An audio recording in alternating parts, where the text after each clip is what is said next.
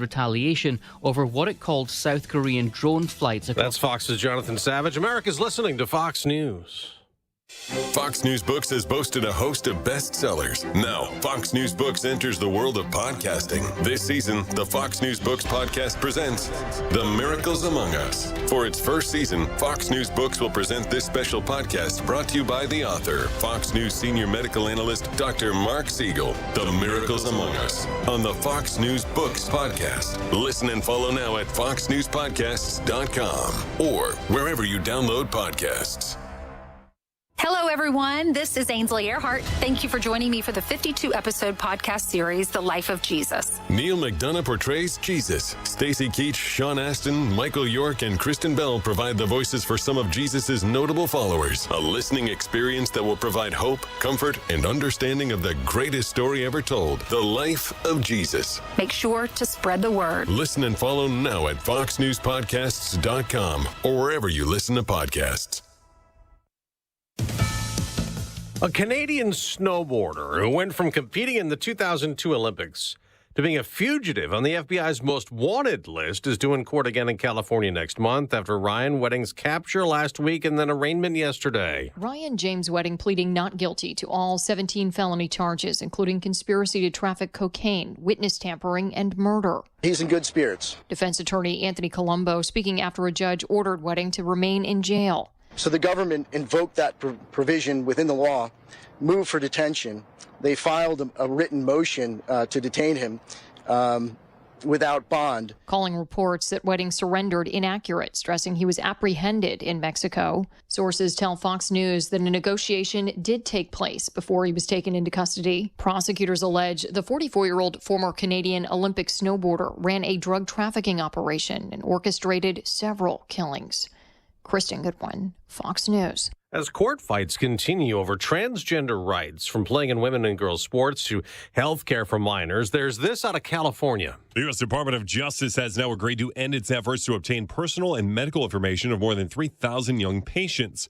Last summer, the Federal Justice Department announced that it had sent subpoenas to more than 20 medical providers that offered gender-affirming care for minors. At the time, the department said it was doing so to investigate health care fraud and false statements. 7 families whose children have received gender-affirming services at Children's Hospital Los Angeles sued in November to quash the subpoena to protect their information. John Saucier, Fox News. The Federal Reserve will start a 2-day meeting expected to conclude tomorrow with no interest rate cut, which would upset President Trump likely. He's been very critical of the Fed for not cutting interest rates enough. There were 3 reductions last year on Wall Street. Ahead of that, stock futures are mixed. Down for the Dow, up for the NASDAQ today after big gains for both. I'm Dave Anthony, and this is Fox News. Want to see if you could pay less in taxes? Try the quick and easy tax calculator at willsave.com. Yes, a free tax calculator. That's WILSAVE.com. Calculate how you could keep more of your hard-earned money and give less to Uncle Sam, especially in retirement. Get your free tax analysis today at willsave.com. And don't forget to tune in to Protecting Your Assets with Steve Shyman every Saturday morning at 8, right here on AM 560, The Answer. The following is a paid political announcement. Stay tuned for a special message from Angel Dad Joe Abraham about his daughter Katie. Put yourself in my shoes. I just spent my first Christmas without Katie. My daughter was murdered by an illegal immigrant Governor Pritzker protected. Imagine her final breaths, knowing that you would have given your life for hers, but you didn't have the chance. Put your child in Katie's shoes. Think of the unfulfilled dreams, the unrealized joys, and the permanent loss. I'm not a political guy, but when politicians unleash violent criminals, we all need to get involved. We can do better, and we must do better.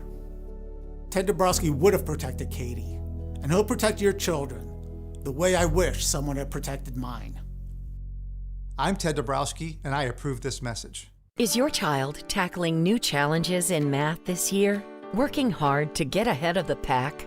Here's the good news. There's a secret weapon, Mathnasium, the authority on math education.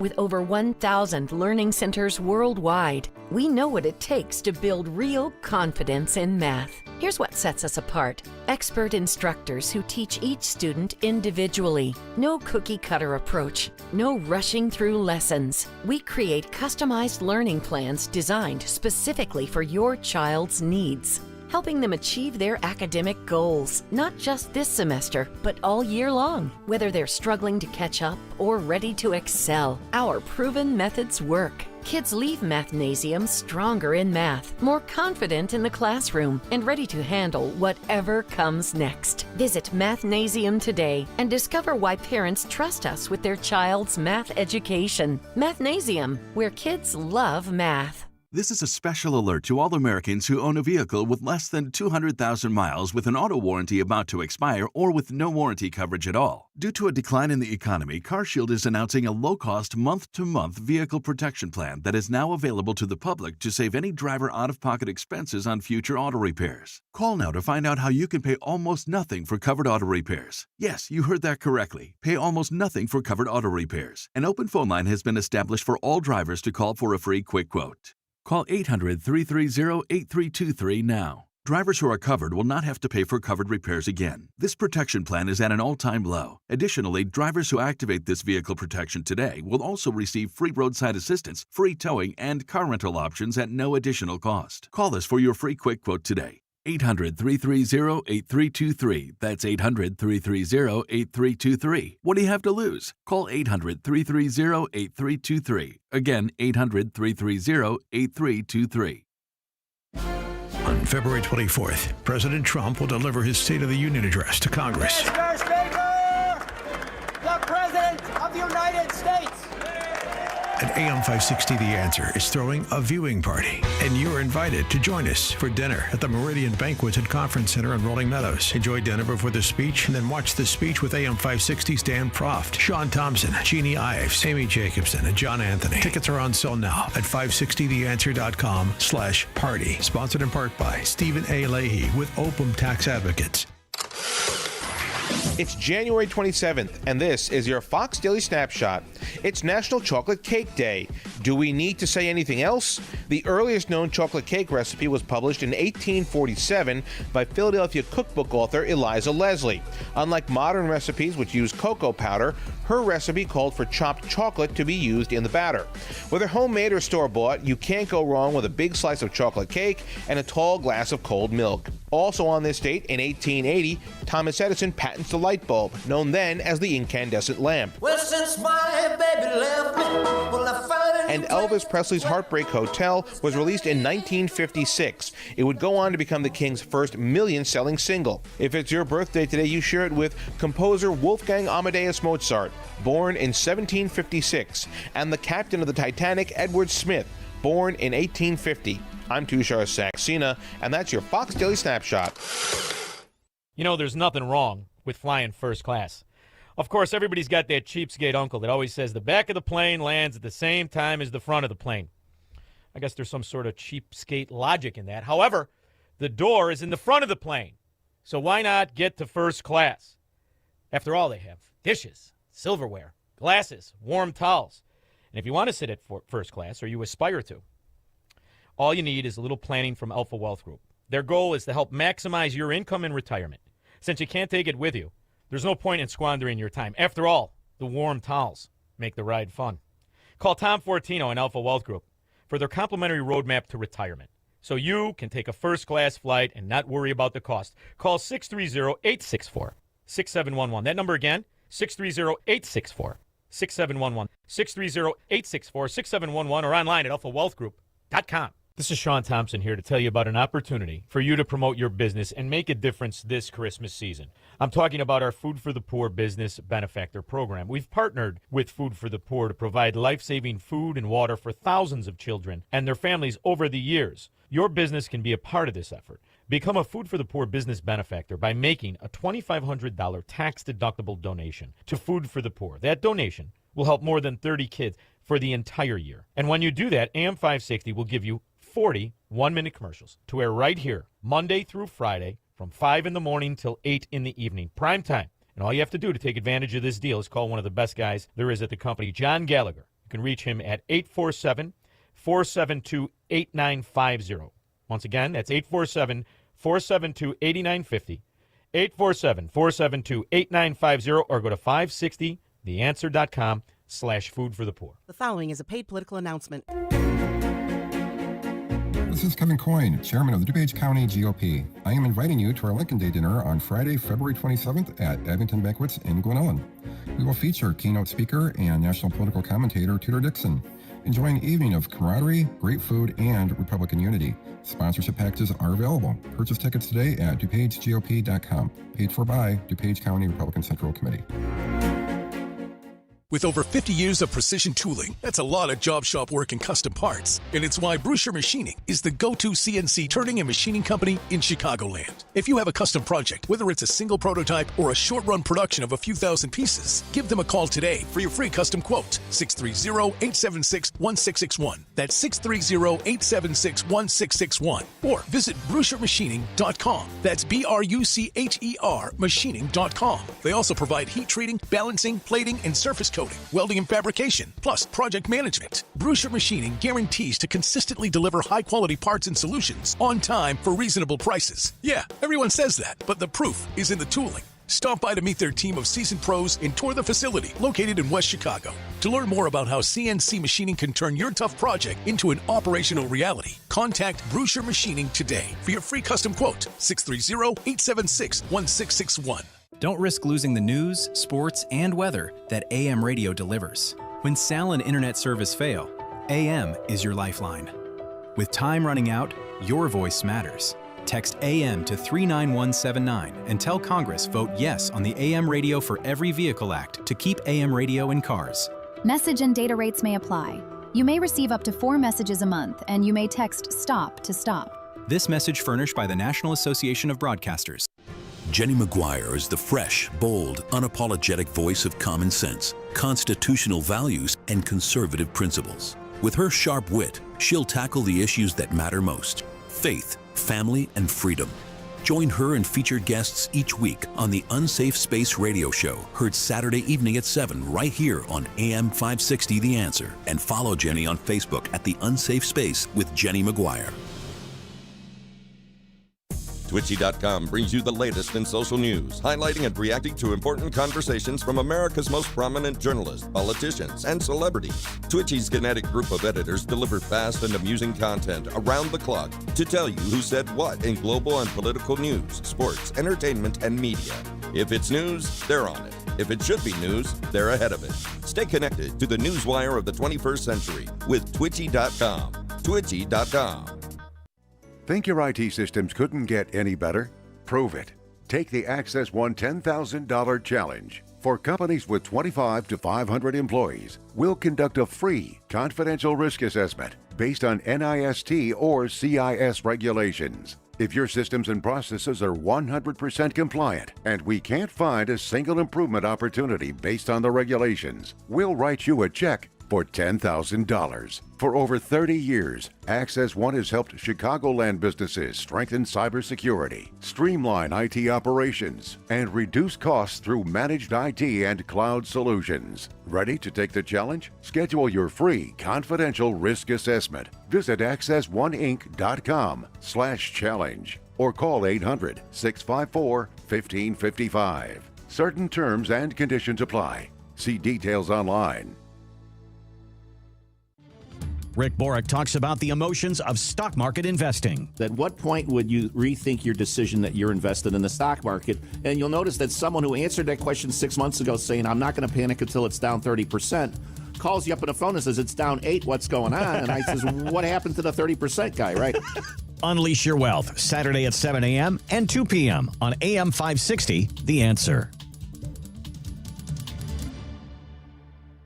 Did you know most remodeling mishaps start before construction even begins? Here's something else you should know. At Forever Remodeling, we do things differently. Every kitchen, bathroom, and basement project starts with smart planning, detailed 3D designs, a clear scope of work, and accurate pricing, all sorted out before you get started. No surprises, no stress, just beautiful results. Done right the first time. Visit foreverremodeling.com. That's the number 4, EVER, remodeling.com, and schedule your free in-home consultation today.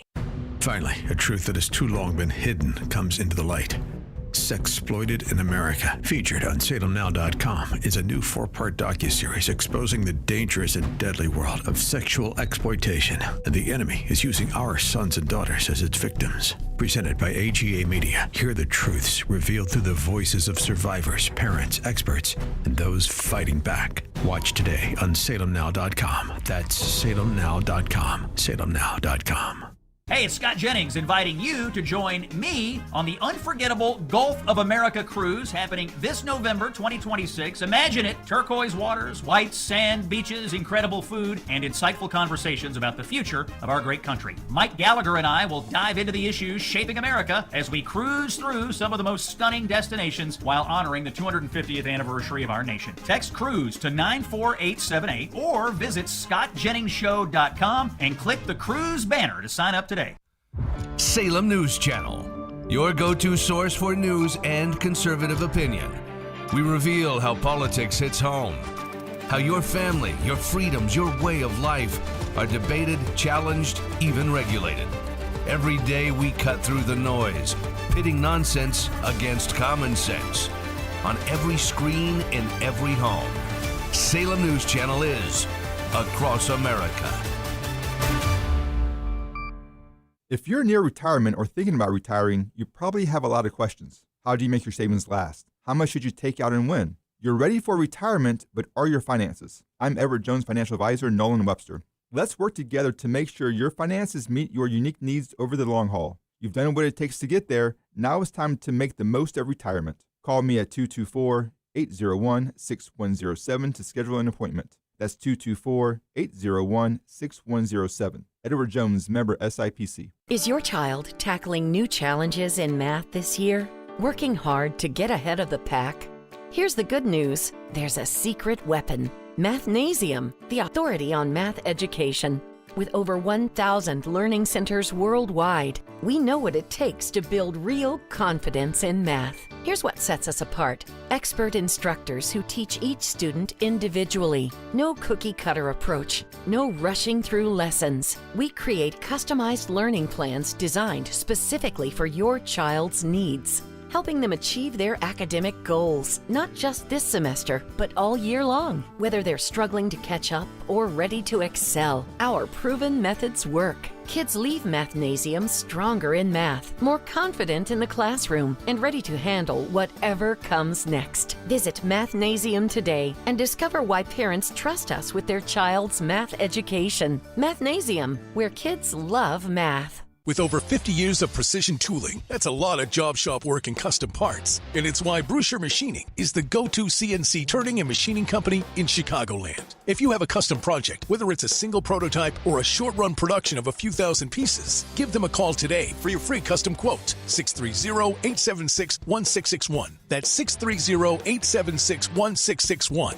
Or visit BruscherMachining.com. That's BRUCHER Machining.com. They also provide heat treating, balancing, plating, and surface coating, welding and fabrication, plus project management. Bruscher Machining guarantees to consistently deliver high-quality parts and solutions on time for reasonable prices. Yeah, everyone says that, but the proof is in the tooling. Stop by to meet their team of seasoned pros and tour the facility located in West Chicago. To learn more about how CNC machining can turn your tough project into an operational reality, contact Bruscher Machining today for your free custom quote, 630-876-1661.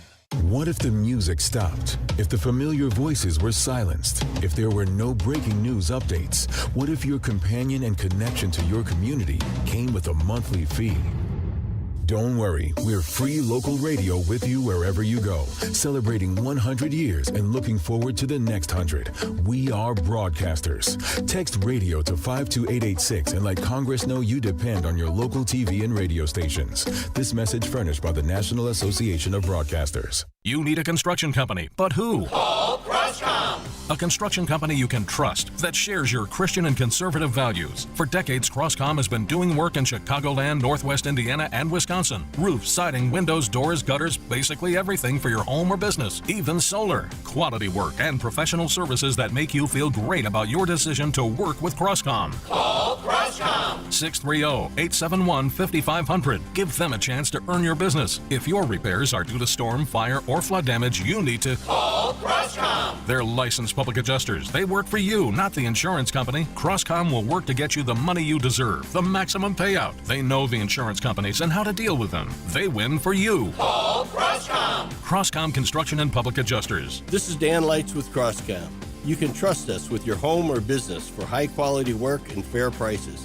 It's the only way we do business. 630-871-5500. CrosscomPublicAdjusters.com. Hey, it's Mike Gallagher, hoping you'll join me on the unforgettable Gulf of America cruise happening in November of 2026. Imagine this: turquoise waters, white sand beaches, incredible food, insightful conversations about the future of America. Scott Jennings and I will be your hosts. We'll dive into the issues shaping America as we cruise through some of the most stunning destinations while honoring the 250th anniversary of our nation. Book your cabin today. Text the word cruise to 94878. Text cruise to 94878 or visit mikeonline.com. Now, your official weather forecast. Today, expect clouds to give way to some sunshine, but it will remain breezy and frigid with blowing and drifting snow. The high temperature will reach 12 degrees. Tonight will be partly cloudy, brisk, and very cold with a low of 1 degree. Tomorrow will bring bitterly cold conditions with a mix of clouds and sun, and the high temperature will be 15 degrees. I'm meteorologist Jason Caterina on AM 560, The Answer. Get the latest weather, traffic, and news updates online at 560theanswer.com. Portions of the following show may be pre-recorded. This hourly segment brought to you by Unleash Your Wealth with Raj Shah and Rick Borick this Saturday at 7 a.m. and 2 p.m. Learn more at scwealthadvisors.com. Now, from the Signature Bank Studios.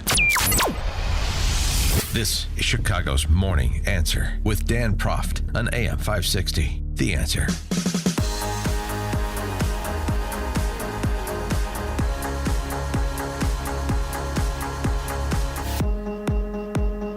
Top of the morning, Dan Proft here. So a bit of shake-up with respect to ICE operations in Minnesota.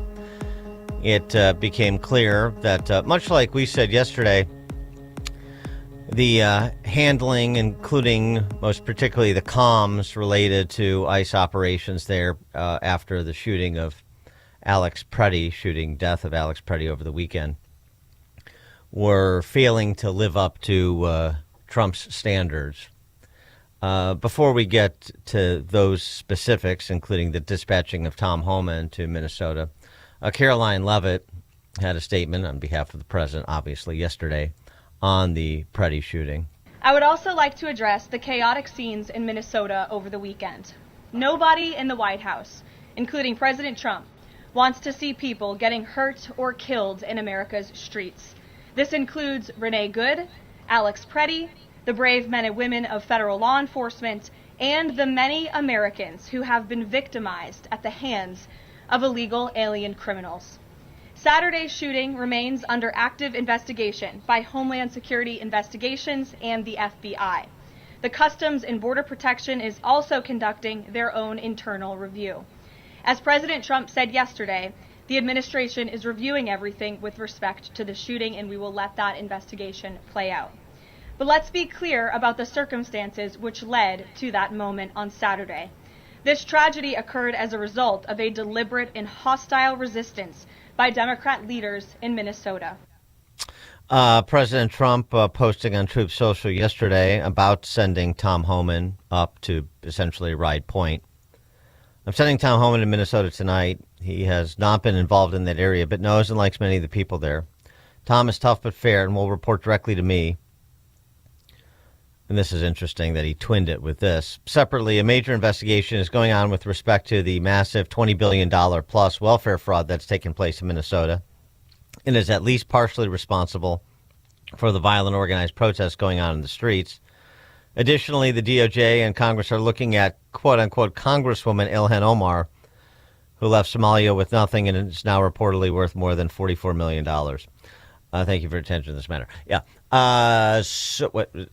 We've gone through the congressional financial disclosure statements of Ilhan Omar. People are misreporting it because, well, they don't understand ranges. That's and the nature of those disclosure forms. But I don't know where he got 44 million. The range at her last disclosure was between a net worth of between 5 and 30 million. This is not to say there are not very curious things about the explosion in net worth of she and her husband, who's not her brother this time. He's just a standard off the shelf honky and, you know, and leftist activist, Tim Mynett. How you went from a private equity or an investment firm that was worth between, I think it was like $1,000 and $15,000 to a valuation of between $5 and $25 million, and a winery that was valued at, again, in the hundreds to thousands of dollars, that all of a sudden has a valuation of $1 to $5 million in the span of one calendar year, because it went from one congressional disclosure form with those low valuations to the next congressional disclosure form with the $1 to $5 million and the $5 to $25 million, which is why people are running around saying she's worth $30 million. That's not what those forms suggest. They suggest a range, which is a pretty big one. But as I said, there's still underlying questions about the relative explosion in those valuations in a short period of time. And it's seems to me a fine place to investigate. But of course, the larger point, and in terms of talking about the welfare fraud that's taken place, I mean, you've heard from Scott Bessent about following the money through the international banking system. We played a clip from Dr. Oz yesterday, who was out in front of an industrial building where there were supposedly 400 home healthcare businesses that billed a total of $400 million to the combined federal and state Medicaid program. And it's just a very curious setup given the location and the concentration and the billing. And that's being looked into in addition to all the other reporting we've gotten from citizen journalists. So there's certainly, it's good for Trump to sort of bring back and refocus the benefits fraud that is allegedly taking place in Minnesota and going wherever the facts lead there. I think it's also good to bring in Tom Homan, who, unlike some of the people that have been writing point here so far, I'm talking about behind the scenes, Kristi Noem, Corey Lewandowski, who's basically Kristi Noem's handler, Stephen Miller. Tom Homan has 3 decades in Border Patrol. We've talked to Tom Homan many times over the years. You've seen Tom Homan all over TV for many years, ever since Trump rode into town. And though he is not a lawyer, he displays a knowledge of federal immigration law that few lawyers have, much less those who are not familiar, who don't have the experience that Tom Homan does in immigration law enforcement, as, again, 3 decades in Border Patrol. So he is very knowledgeable. He is very room temperature. Everything that he said has come to pass in terms of the indictment of sanctuary cities and sanctuary states, what that would mean with respect to federal law enforcement, taking it to the streets rather than working through the jails, as is our point. He refocuses attention on unaccompanied minors who disappeared into this country, children being trafficked, angel families, the victims of violent crime, makes the argument about a safe border saves lives, a secure border saves lives. It's the lawlessness that costs lives, both the lives of those trying to get into this country as well as the lives of those in this country. So that was a move that was long overdue. Let's set aside somebody who is tethered to whatever statement Corey Lewandowski apparently prepared for her and has made some major missteps, both with respect to her characterizations of Renee Good and Alex Preddy, and just sort of generally speaking, her inability to speak extemporaneously and thoughtfully and directly about the multitude of issues surrounding federal law enforcement and these operations in major cities. Tom Homan is a major upgrade. I think we should be encouraged by Trump making that move. All right, we'll take your calls, 312-642-5600, Chicago Morning Answer call-in and text line at 5:38 when we turn our attention to the apparently productive calls that Walz and Fry had with the president. So what's next in Minnesota? And, of course, wouldn't be a complete conversation if we didn't fold in what our very own Governor Jelly Belly had to say about the dispatch of Homan to Minnesota and all that has transpired up there as well. We'll do that at 5:38. Now we check the headlines. Good morning. It is 13 degrees here in Chicago on AM 560 The Answer. I'm Stace Keene in the QC Kinetics newsroom. Illinois members of Congress are speaking out following the fatal shooting of Alex Peretti by federal agents in Minneapolis on Saturday, emphasizing the need for a transparent investigation and accountability. Katrina Barker has the story. U.S. Representative Darren LaHood said in a statement that the incident is deeply concerning and demands a comprehensive and transparent investigation with full cooperation between federal, state, and local law enforcement. I'm Katrina Barker. And prosecutors have charged a paroled 6-time felon with shooting a woman inside a Chicago apartment and then trying to shoot police officers who chased him into an alley. CWB Chicago's reporting 28-year-old Pierre Davis was seriously wounded when officers returned that fire Friday evening. Court records show Davis was released from prison back in September after he served part of a 3-year sentence for resisting police. This report is a service of Straight Talk Wireless. Don't let data limits hold you back from being the gift master in the family group chat. Switch to Straight Talk Wireless and get real, unlimited data on Verizon's 5G network. Straight Talk, available at straighttalk.com or Walmart. Chicago's Morning Answer continues next, but now... I'm Jeannie Ives. And I'm Amy Jacobson. Join us for The Real Story beginning Monday, February 2nd from 11 to noon, Monday through Friday. We'll bring you the real information from Springfield, Chicago, and beyond. We'll expose the lies and misinformation from the politicians and the media. Listen to us on the station or online at 560theanswer.com. You can watch us live on Breakthrough Ideas Facebook page or Breakthrough Ideas YouTube channel. The Real Story begins on Monday, February 2nd at 11 a.m. This news alert is brought to you by Secure Controls Incorporated. With no signs of retail theft slowing down, organized retail crime now impacts the overall economy with losses trending toward over $150 billion by 2026. It's important now more than ever to send a message to thieves. If you're a VP or Director of Loss Prevention or Asset Protection, you already are aware of these alarming statistics. How can you protect your inventory and get back to rising profitability? It only takes one click to secure.com. That's SE-KURE.com. With active anti-theft security solutions and products from Secure Controls, you're assured state-of-the-art protection of your merchandise. Secure will keep thieves second-guessing and provide peace of mind to your employees. Check out our products manufactured in the USA. From electronic sensors and alarms to mechanical and clothing security to customized solutions, we're the original inventors of anti-shoplifting products. Request our product catalog today at secure.com, SE-KURE.com, or call 800-250-9265. This President's Day, Pure Talk is honoring Jackson and Lincoln by offering unlimited talk, text, and plenty of data for just $25 a month. Meanwhile, Big Wireless is honoring Benjamin Franklin by charging families hundreds of dollars for the same 5G service. What's up with that? Ben Franklin wasn't even a president. When you switch to Pure Talk, you'll be in business with an American wireless company that supports our vets in a big way and keeps all their customer service in this country. That's important. And you'll be on the same towers the big carriers use, so you'll get the same 5G service without the inflated price. So hang on to your Benjamins and switch to Pure Talk for a Jackson and a Lincoln. No contract, no hidden fees. Dial pound 250, say Mike Rowe, and you'll get 50% off your first month when you switch. That's pound 250, Mike Rowe, for an American wireless company that is truly unprecedented.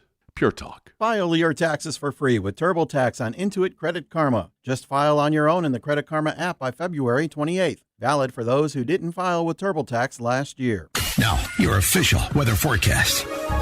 Today we will see a mix of clouds and sun with some sunshine breaking through. It'll be breezy and extremely cold with blowing and drifting snow. Expect a high of 12 degrees. Tonight will bring partly cloudy skies, remaining brisk and very cold with a low of 1 degree. I'm meteorologist Jason Caterina on AM 560, The Answer. Get the latest weather, traffic, and news updates online at 560theanswer.com. Now, from the Signature Bank Studios.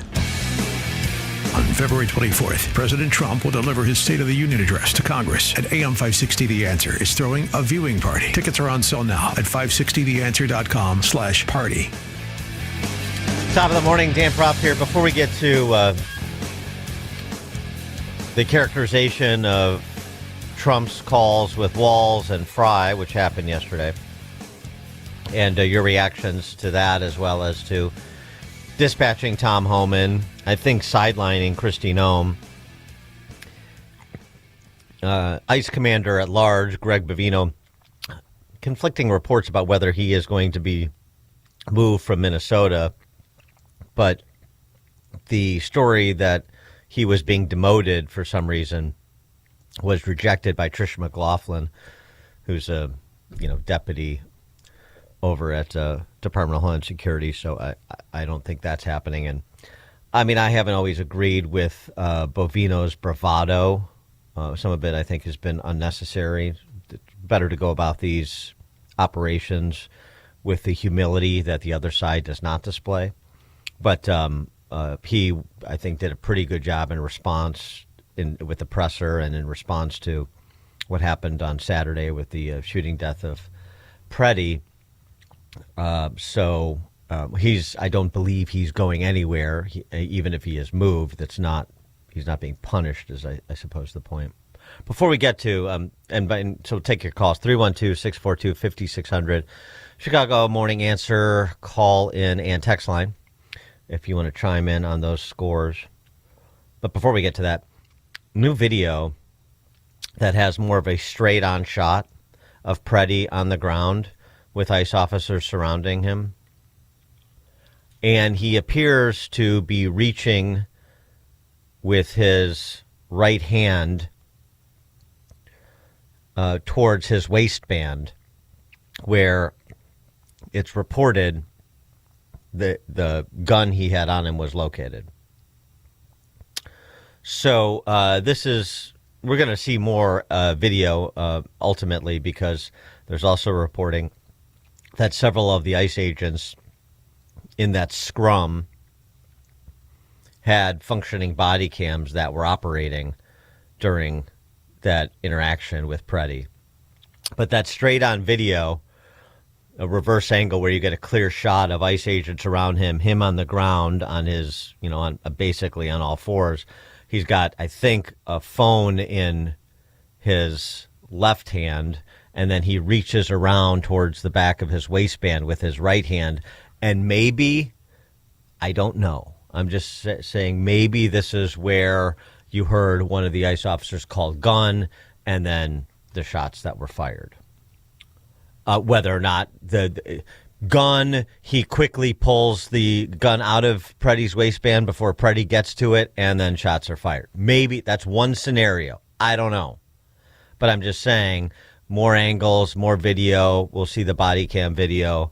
And in addition to that, the things that we talked about, the aspects of this that we talked about at some length yesterday with respect to him interfering when you have an ICE officer dealing with the suspect, and that was not his place to do that. That is unlawful. That was a terrible error in judgment, and unfortunately, it ended with his death. 312-642-5600. We did also have Kash Patel, the director of the FBI, sort of walk back his ill-considered statements on, and he was the only one who made them, as I made the point yesterday. Kristi Noem said the same thing. Besson said the same thing, that somehow bringing a gun to a protest, in other words, lawfully carrying a gun, exercise your individual Second Amendment rights on public property, was somehow inherently violent, and that is just something that should be rejected by anyone who understands the importance of protecting people's individual right to protect themselves. But so here's what Kash said on a podcast, providing a little bit more clarity. Still not enough. All you have to do is say, look, what matters is what he did when he interfered with federal law enforcement. It was a terrible error in judgment, and it led to a terrible outcome that nobody is happy with. But the more, in addition to clarifying his comments, which is somewhat important, the other thing that Patel talked about, which I want to get into, is the nature of the organized interventions here, the organized interference, that there is sophistication and financing to underwrite this sophistication that you see playing out on the streets of what was formerly Minneapolis. And Patel says they're on the crab here, can't disclose it yet, no charges yet, but they're zeroing in, so he says. And that's the distinction. If you want to go out there and peacefully protest, have at it. You want to go out there and use your Second Amendment right to bear arms, okay, no problem. But look at the situation in Minnesota. This is not something that just happened overnight. They've been rioting recklessly, destroying federal vehicles, ramming federal agents, literally hitting them, striking them, and as you just highlighted, using coordinated attacks to threaten their families. None of that is lawful, and none of that will be tolerated. You do not get to touch law enforcement. And we've got also investigations ongoing into the funding of this. We've made actual substantial progress. I just can't publicize it yet. But we've actually found groups and individuals responsible for funding it because it's not happening organically. This is incredible to hear. And not that that's a surprise. Yesterday, there's reporting, Cam Higbee, another sort of citizen journalist who's somehow gotten details on these various signal chat groups. He reported on new protocols for ICE chasers, and he's got them screenshotted and posted. Say your handle every time you unmute. Don't share information about your vehicle, real name, address, or workplace in the chat or call. Car patrol is much safer with a co-pilot. Best practice is to disengage and return to your loop when ICE gets on the freeway. We can relay their direction, but we don't, and so on and so forth. The sophistication here. There was a Green Beret who posted on this. His name is Eric Schwalm. I thought this was interesting, just as somebody with particular expertise with insurgency and counterinsurgency ops. He wrote on X, as a former Special Forces warrant officer with multiple rotations running counterinsurgency ops, both hunting insurgents and trying to separate them from sympathetic populations, I've seen organized resistance up close. From Anbar province to Helmand, the pattern is familiar. Spotters, cutouts, dead drops, or modern equivalents. Disciplined comms, role specialization, and a willingness to absorb casualties while bleeding the stronger force slowly.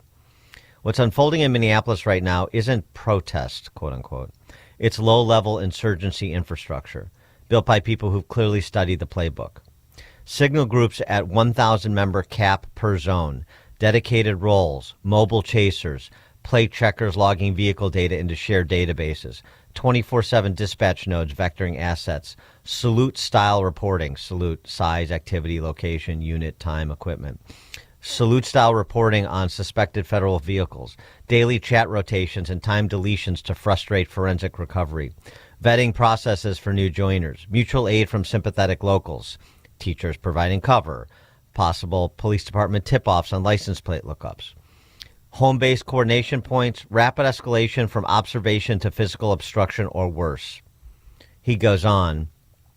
I mean, that's pretty good in and of itself. And, the technical terms he's using, we have the evidence to support. We have the manuals and the signal chat. I mean, we, meaning people, have recovered these and are sharing them to the, sort of the puzzle pieces. And what this Green Beret is doing is putting those puzzle pieces together. It's pretty interesting. He goes on to say, this isn't spontaneous outrage. This is command and control with redundancy. and task organization that would make a Special Forces team sergeant not in recognition.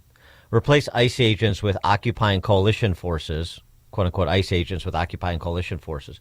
And the structure maps almost 1-to-1 to early stage urban cells we hunted in the mid 2000s. The most sobering part, it's domestic. Funded, trained somewhere, and directed by people who live in the same country they're trying to paralyze law enforcement in.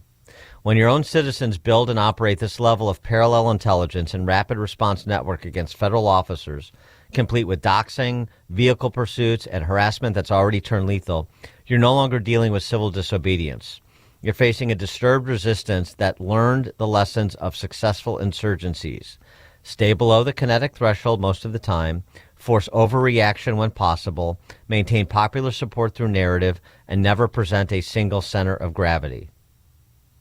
I spent years training partner forces to dismantle exactly this kind of apparatus. Now pieces of it are standing up in American cities, enabled by elements of local government and civil society. That should keep every thinking American awake at night. And he's not wrong. We also have reporting and screenshots that seem to indicate that you have state officials, state and perhaps local officials as well, that are part of these signal chains, part of this coordination. He goes on, does this Green Beret, about when he leaving off it, this should keep every thinking American awake at night. What the pieces that are being stood up in American cities, enabled by elements of local government and civil society that operate like an insurgency. Not because I want escalation, but because history shows these things don't de-escalate on their own once the infrastructure exists and the cadre believe they're winning the information war. We either recognize what we're actually looking at, or we pretend it's still just quote-unquote activism until the structures harden and spread. Your call, America. But from where I sit, this isn't January 2026 politics anymore. It's phase one of something we spent decades trying to keep off our own soil. I mean, he's describing a fifth column action. And it's the fifth column piece of it is because you have government officials involved, directly or indirectly facilitating it. 312-642-5600 is our call-in and text line. This is a really interesting distillation of what's happening here. And as I said, the evidence of this mounts in terms of what we have gotten back in terms of the nature of this organization. And when you see the people that are in front and that are posting these TikTok videos, fronting for this sort of larger, coordinated, organized insurgency, if I can borrow the categorization here from that Green Beret, it starts to click. I mean, this is not conspiracy theorizing. This is putting actual physical pieces of evidence together and trying to understand what exactly is happening, such that this operation, if you will, in Minnesota is so sustained and organized. James O'Keefe, speaking of, all of this, we heard from the lieutenant governor there, Peggy Flanagan, trained legal observers, peaceful protesters. Something that he said really sticks with me. I'm talking about the Green Beret here. Staying below kinetic threshold, but not always. Trying to force overreaction. James O'Keefe, of course, one of the more celebrated citizen journalists, he's still out there doing his guerrilla reporting. He's in Minnesota, and this is what's interesting too. He's more recognizable. I get it, but we've seen Nick Sorter had his camera stolen. They know who these people are, so they're looking also for the citizen journalists that are not going to share their narrative, to steal their stuff, to threaten them, or worse, out of the theater, if you will, so that there's only one story that gets told, or one story at least that's being amplified. And listen to what James O'Keefe experienced from those peaceful protesters, those trained legal observers. This is James O'Keefe in downtown Minneapolis. We have a team of undercover reporters still inside the mob. I was at the scene of the shooting covering it this morning, and basically we barely got out of there alive. There were a few hundred that surrounded us, started throwing ice bottles at us. A few hit us, hit our vehicle. They were starting to rip off my bulletproof vest, so we got out of there. We were followed, we were tailed, and here we are right now. We just got this message, and it says, we know that you're in Minneapolis. You're with O'Keefe and his crew of Nazis. You're in a white Ford license plate. They actually wrote the license plate down from Florida. You have 1 hour to leave or you're dead. You have 1 hour to leave or you're dead. We are going to produce our footage, gathering everything we've got from this weekend. We're going to put our report together along with the hidden camera footage that we have. We still have undercover people in the field. Please pray for my team's safety. This is worse than anything I could have possibly imagined. I have security with me, former Marine, and he said that it was worse than overseas, and it was certainly anything worse than I've seen the cartel at the border. We're going to contact law enforcement, DHS, and the FBI, and we're going to try to get out of here safely so we can bring the news to you. Stay tuned for our report coming Tuesday, 1 o'clock. David in Lansing, you're in Chicago's Morning Answer. Good morning. The disproportionate amount, one incident is supposed to represent 44,000 arrests in 2025 by ICE and Border Patrol put together. This one incident is supposed to represent all those 44,000. What's one divided by 44,000? I don't even know what it is. 0.002% or something, and then 65,000 detentions by ICE and Border Patrol put together through half of 2025. That projects out to 130,000 detentions by ICE and Border Patrol put together. So this one arrest, this one thing is supposed to represent 130,000. The disproportionate amount by the left and the media. The Chinese have to love this. I think the Chinese are like laughing behind the scenes, and they're like, wow, this one unicorn represents everything. We got it. And the left are like working with it. That's what it looks like to me. Anyway, Dan. Thanks for the call, David. Mark, Oak Lawn. Hey, Dan, thanks for taking my call. You know, I think that obnoxious protesting or insurrectionist, it's really been normalized since the George Floyd protest. And throwing rocks and bottles and stuff, that's normalized. And then you get the politicians just backing them all up, saying we have to fight, and all that stuff. It's normalized. So you really, and you get the politicians backing them up. It's really hard to go against what has happened now with all the crazy protests and arrest these people. Thanks for the call, Mark. I'll tell you what. I mean, I know there was political benefit to be had from both sides when I'm talking about Walz and Fry having phone conversations with Trump and both talking after the calls about how they were productive conversations and so forth. That's fine. But if what this Green Beret is describing really does perfectly fit the organization in Minnesota, then, as he said, de-escalation doesn't work. This has to be, you have to bring additional force. You have to bring overwhelming force to what is happening there.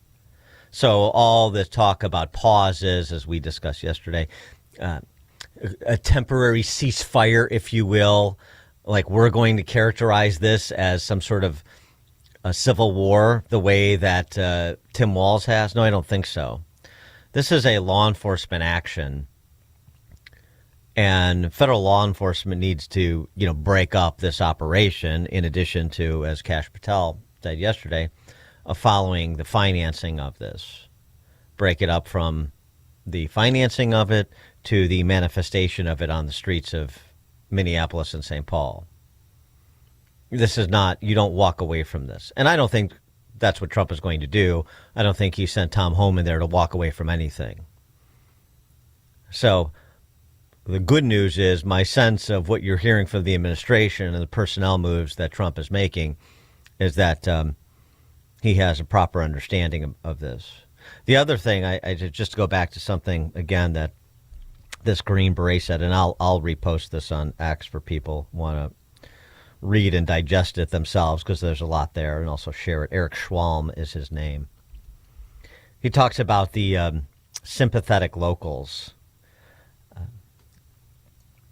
Sympathetic locals like teachers and so forth. They're not just locals helping to gaslight the public with the contrived narrative. California Rep. Ro Khanna showed up on scene. This was some exchange to indulge the street rabble because he's down with the struggle, don't you know?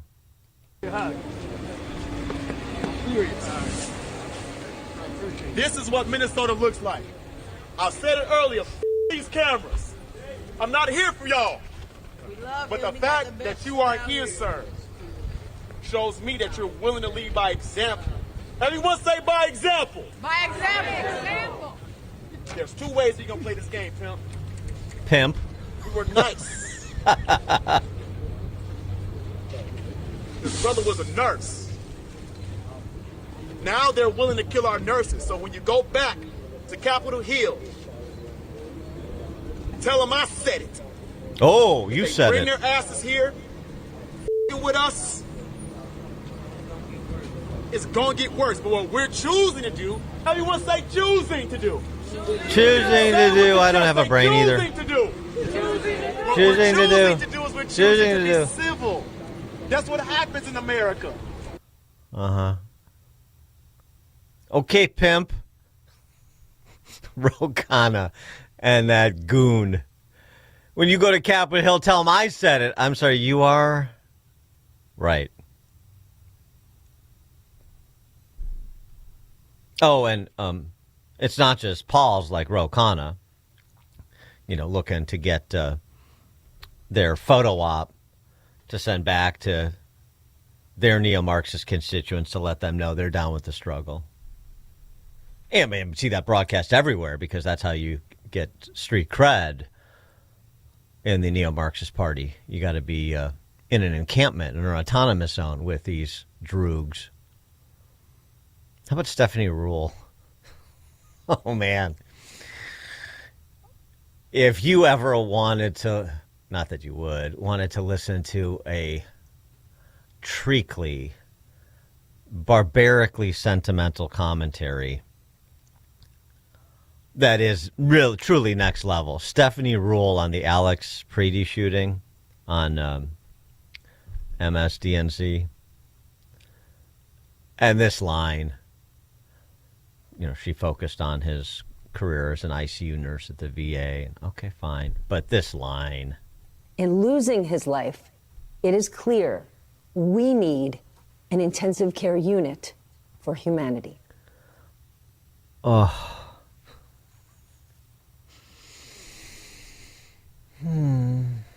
George in Naperville. Yes, that intricate organization doing all that dirty work against ICE agents, and Trump's the threat to democracy. Tell me about it. Mm-hmm. Thanks for the call, George. And again, they're flexing their muscles because of the institutions they control, starting with the government schools.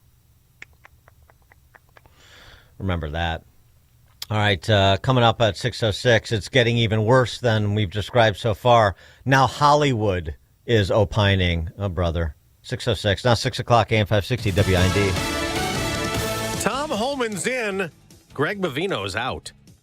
I'm Dave Anthony, Fox News. After Saturday's controversial shooting that left a protester, Alex Preedy, dead in Minnesota, President Trump has put Tom Homan, his border czar, in charge of immigration enforcement operations there. He will be reporting directly to the president. Border Patrol Commander Gregory Bovino had been acting as the Border Patrol lead here, even hosting daily press conferences, really the face of the operation here. But Bovino is now returning to be sector chief in El Centro, California, and other Border Patrol agents are leaving shooting as well. Fox's Matt Finn in Minneapolis. Yesterday, the president said he had constructive calls with Governor Walz and Mayor Fry. Walz writing afterward, I told him we need impartial investigations of the Minneapolis shootings involving federal agents and that we need to reduce the number of federal agents in Minnesota. Now an update on the protests in Iran, stopped by deadly force. At least 6,126 people were killed in the Iranian government's crackdown on protests. That from the US-based human rights activist news agency, which verifies each death with its network in Iran. But the group warns the true total may be higher still. That's Fox's Jonathan Savage. Those protests against the regime in Iran were sparked by economic problems in that country, and today Iran's currency fell to a record low against the U.S. dollar. The storm's over, but the problems aren't. After 18 states got a foot of snow and much of the South glazed over by ice, there are still more than 500,000 power outages, many in the Nashville area, where it's 9 degrees right now. Mike Diggs with Middle Tennessee Electric just told Fox it's tough work. Tree limbs are steadily falling. We've had some crews that put a pole up yesterday, and as they were driving out, another tree fell behind them and broke a pole behind them, so they had to start right back over. And airlines are still recovering. Another 1,300 flights canceled today after 22,000 cancellations Saturday through Monday. America's listening to Fox News. WIND, Chicago. Good morning. It is 13 degrees here in Chicago on AM 560 The Answer. I'm Stace Kane in the QC Kinetics newsroom. A proposal for a state constitutional amendment to impose a millionaire's tax has been referred to the Illinois House Rules Committee. Jim Talamonte has more. State Rep. Natalie Manley filed House Joint Resolution Constitutional Amendment 21 last fall. The measure was referred to the House Rules Committee earlier this month. Governor J.B. Pritzker expressed support for the idea. I think that to pay the bills of the state of Illinois, it's fairer if the wealthiest people in the state and the wealthiest corporations in the state pay more than average folks. Republican Illinois House candidate Lori Smith says this is why she decided to run for office. For me, this is not about party. It's about the people being crushed to death by taxes and regulations. Illinois State Police special agents have arrested a Chicago Heights man in connection with a stolen vehicle crash on I-57 last year. 20-year-old Dimitrian Ross is charged with reckless homicide, failure to report a crash resulting in death, and criminal trespass to a motor vehicle. ISP agents say they identified Ross as the driver of a stolen vehicle involved in a two-vehicle collision on I-57 near 167th Street in January of 2025. ISP says 3 people were ejected from the other vehicle, including one who passed away. And the driver of a snowplow was killed Monday morning after being struck by a Metro Milwaukee District West train. Officials say that accident happened near the Bartlett station just after 8:30 in the morning. Police say the plow's driver was a Bartlett Public Works employee. The man was transported to the hospital where he later died. That accident is under investigation. This report is a service of AlmostFreeTeeth.com. Big savings on full mouth dental implants are here at AlmostFreeTeeth.com. Medical insurance can make what used to cost a fortune surprisingly affordable. Don't wait. Take the 60-second quiz to see if you qualify at AlmostFreeTeeth.com. A check of the roads is coming up in 2 minutes on AM 560 The Answer. Larry Elder explains a huge difference. There's no love of people with whom you disagree. There's no compassion. There's hatred. Christians don't think that way. This is not what Jesus taught. But these are who these people are, which is why so much of the country is invested in their hatred of Donald Trump. All we can do is pray for them. The Larry Elder Show. Weeknights at 8, right before Sean Hannity at 10 on AM 560. The Answer. At AlmostFreeTeeth.com, they're dedicated to making smiles great again. If you have medical PPO insurance, find out how you could save 90% off on average to get a beautiful dental implant-supported smile. Check if you qualify right now at AlmostFreeTeeth.com.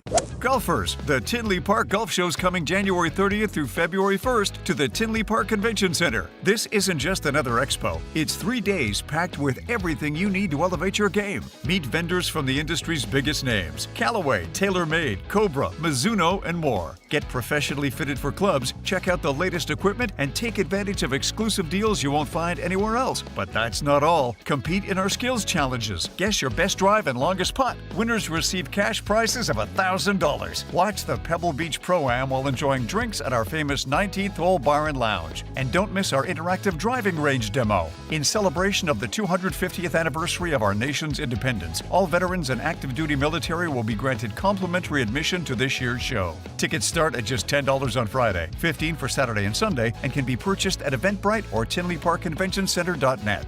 The Tinley Park Golf Show. Great golf, great deals. January 30th through February 1st. Surprise! Your expenses this month were way higher than you expected! Also, you forgot to renew your website domain and now you're in a bidding war! You should see the look on your face. At Progressive, we know small business owners don't usually like surprises because they cost you money. But a good surprise that could save you money? Getting a commercial auto quote from Progressive. Plus, the fridge died in the break room and now everything smells weird!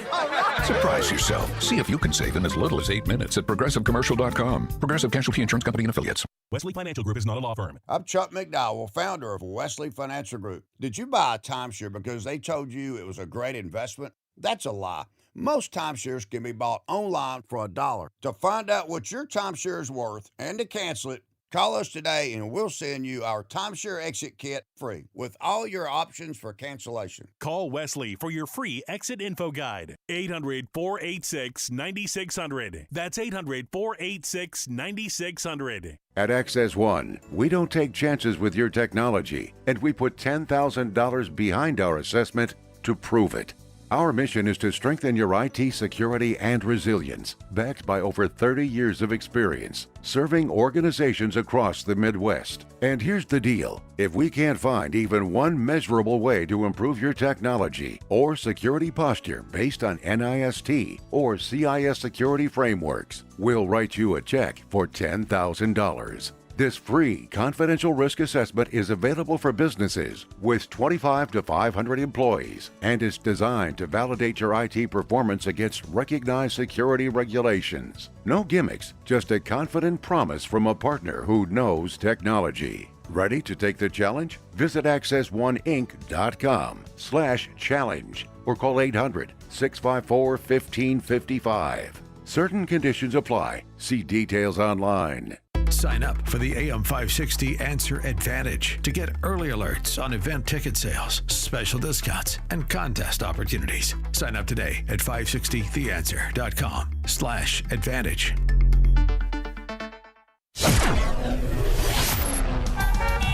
Taking a look at the roads from the T. Mackburg Traffic Center, I'm Sue Aller. Got a big mess on the Eisenhower in both directions. Inbound, there's a crash at Cicero Avenue. It takes out the left lane. And then on the outbound side, another accident at Des Plaines Avenue. So it's 18 minutes inbound from Wolf to the Old Post Office. Outbound is 25. You're doing great on the Edens. From Lake Cook to Montrose, 14 minutes inbound and outbound. The Kennedy inbound from Montrose to the Byrne Interchange is 8 minutes in both directions. The Stevenson looks great. Inbound is 25 minutes from Veterans Memorial to Lakeshore. Outbound is 23. 16 minutes inbound on the Dan Ryan from 95th to Byrne Interchange. Outbound is 11. This report is a service of Air Right Heating and Cooling, offering AM 560 listeners $56 off any service including inspections, or take advantage of limited time federal rebates on a new furnace. Visit Air Right Heating and Cooling today at AIR-RITE.com. Again, that's AIR-RITE.com. Chicago's Morning Answer continues next, but now the latest forecast from the Air Right Heating and Cooling Weather Center. Today we will see a mix of clouds and sun with some sunshine breaking through. It'll be breezy and extremely cold with blowing and drifting snow. Expect a high of 12 degrees. Tonight will bring partly cloudy skies, remaining brisk and very cold with a low of 1 degree. I'm meteorologist Jason Caterina on AM 560, The Answer. Get the latest weather, traffic, and news updates online at 560theanswer.com. Now, from the Signature Bank Studios, this is Chicago's Morning Answer with Dan Proft on AM 560, The Answer.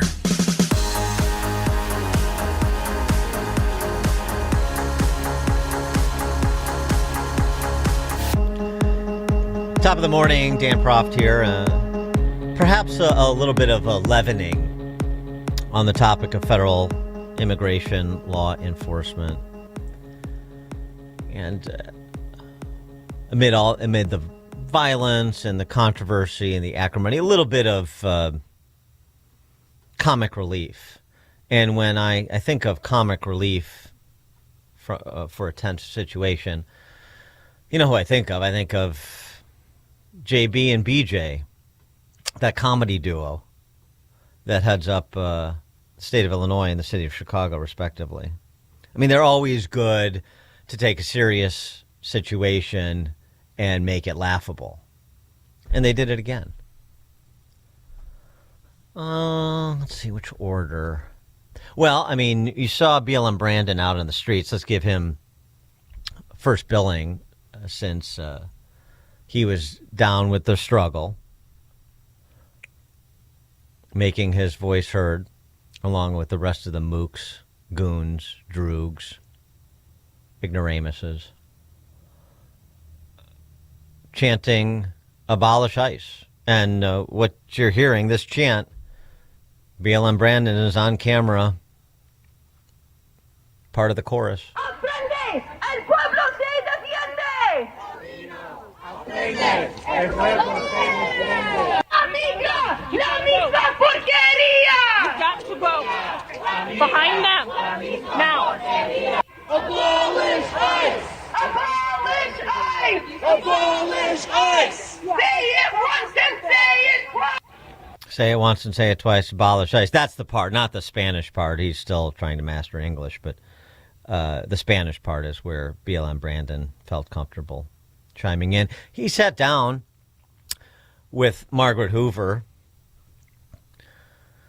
Very difficult for me to reference Margaret Hoover as the host of Firing Line, given she comes after His Eminence William F. Buckley Jr. and has disgraced, well, besmirched the name of that franchise because she's, you're basically, stock nitwit magpie that could be on Face the Nation or, I don't know, ABC News in Chicago, reading whatever was approved and sent down from the central office. But she asked BLM Brandon about ICE, the violence. Violence being unleashed on protesters is how she's put it. And of course, she opens with a clip from Firing Line when it was hosted by, not only an adult, which it's not currently, but one of the great intellects of his time. And it was William F. Buckley interviewing a protester in 1968 during the DNC under old Mayor Daley. So that's the lead-in to then make the compare and contrast, or ask BLM Brandon to do so, between the DNC in 68 and the ICE in 2025-26. You're clubbed, you're maced, you're gassed, you're freaked, zapped, pushed over. If you're a peaceful, long-haired, loving protester, you're smashed and knocked down. If you're a cameraman, you're bricked and your camera's destroyed and your blood is splattered all over you. I mean, it's a nefarious scene. As you probably guessed, that's 1968 Chicago. Yeah. It was a young activist who was talking about violence unleashed by then Mayor Daley during the Democratic National Convention. Today, violence is being unleashed again against protesters in American cities, most recently Minneapolis, but we've discussed Los Angeles, Portland, Chicago. Are there lessons from Chicago in 1968 that are useful in those situations today? Well, we're certainly a much different city than we were in 1968.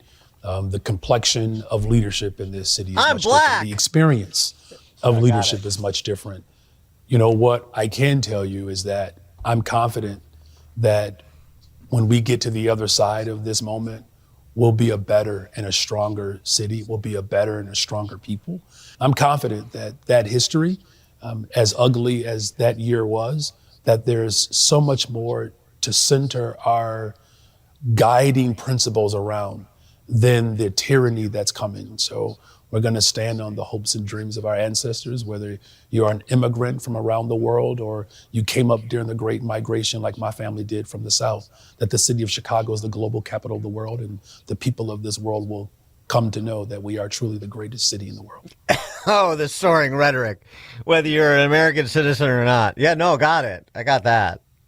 I mean, come on. Now, that's fun. Is there anything more humorous than asking for historical perspective from BLM Brandon Johnson?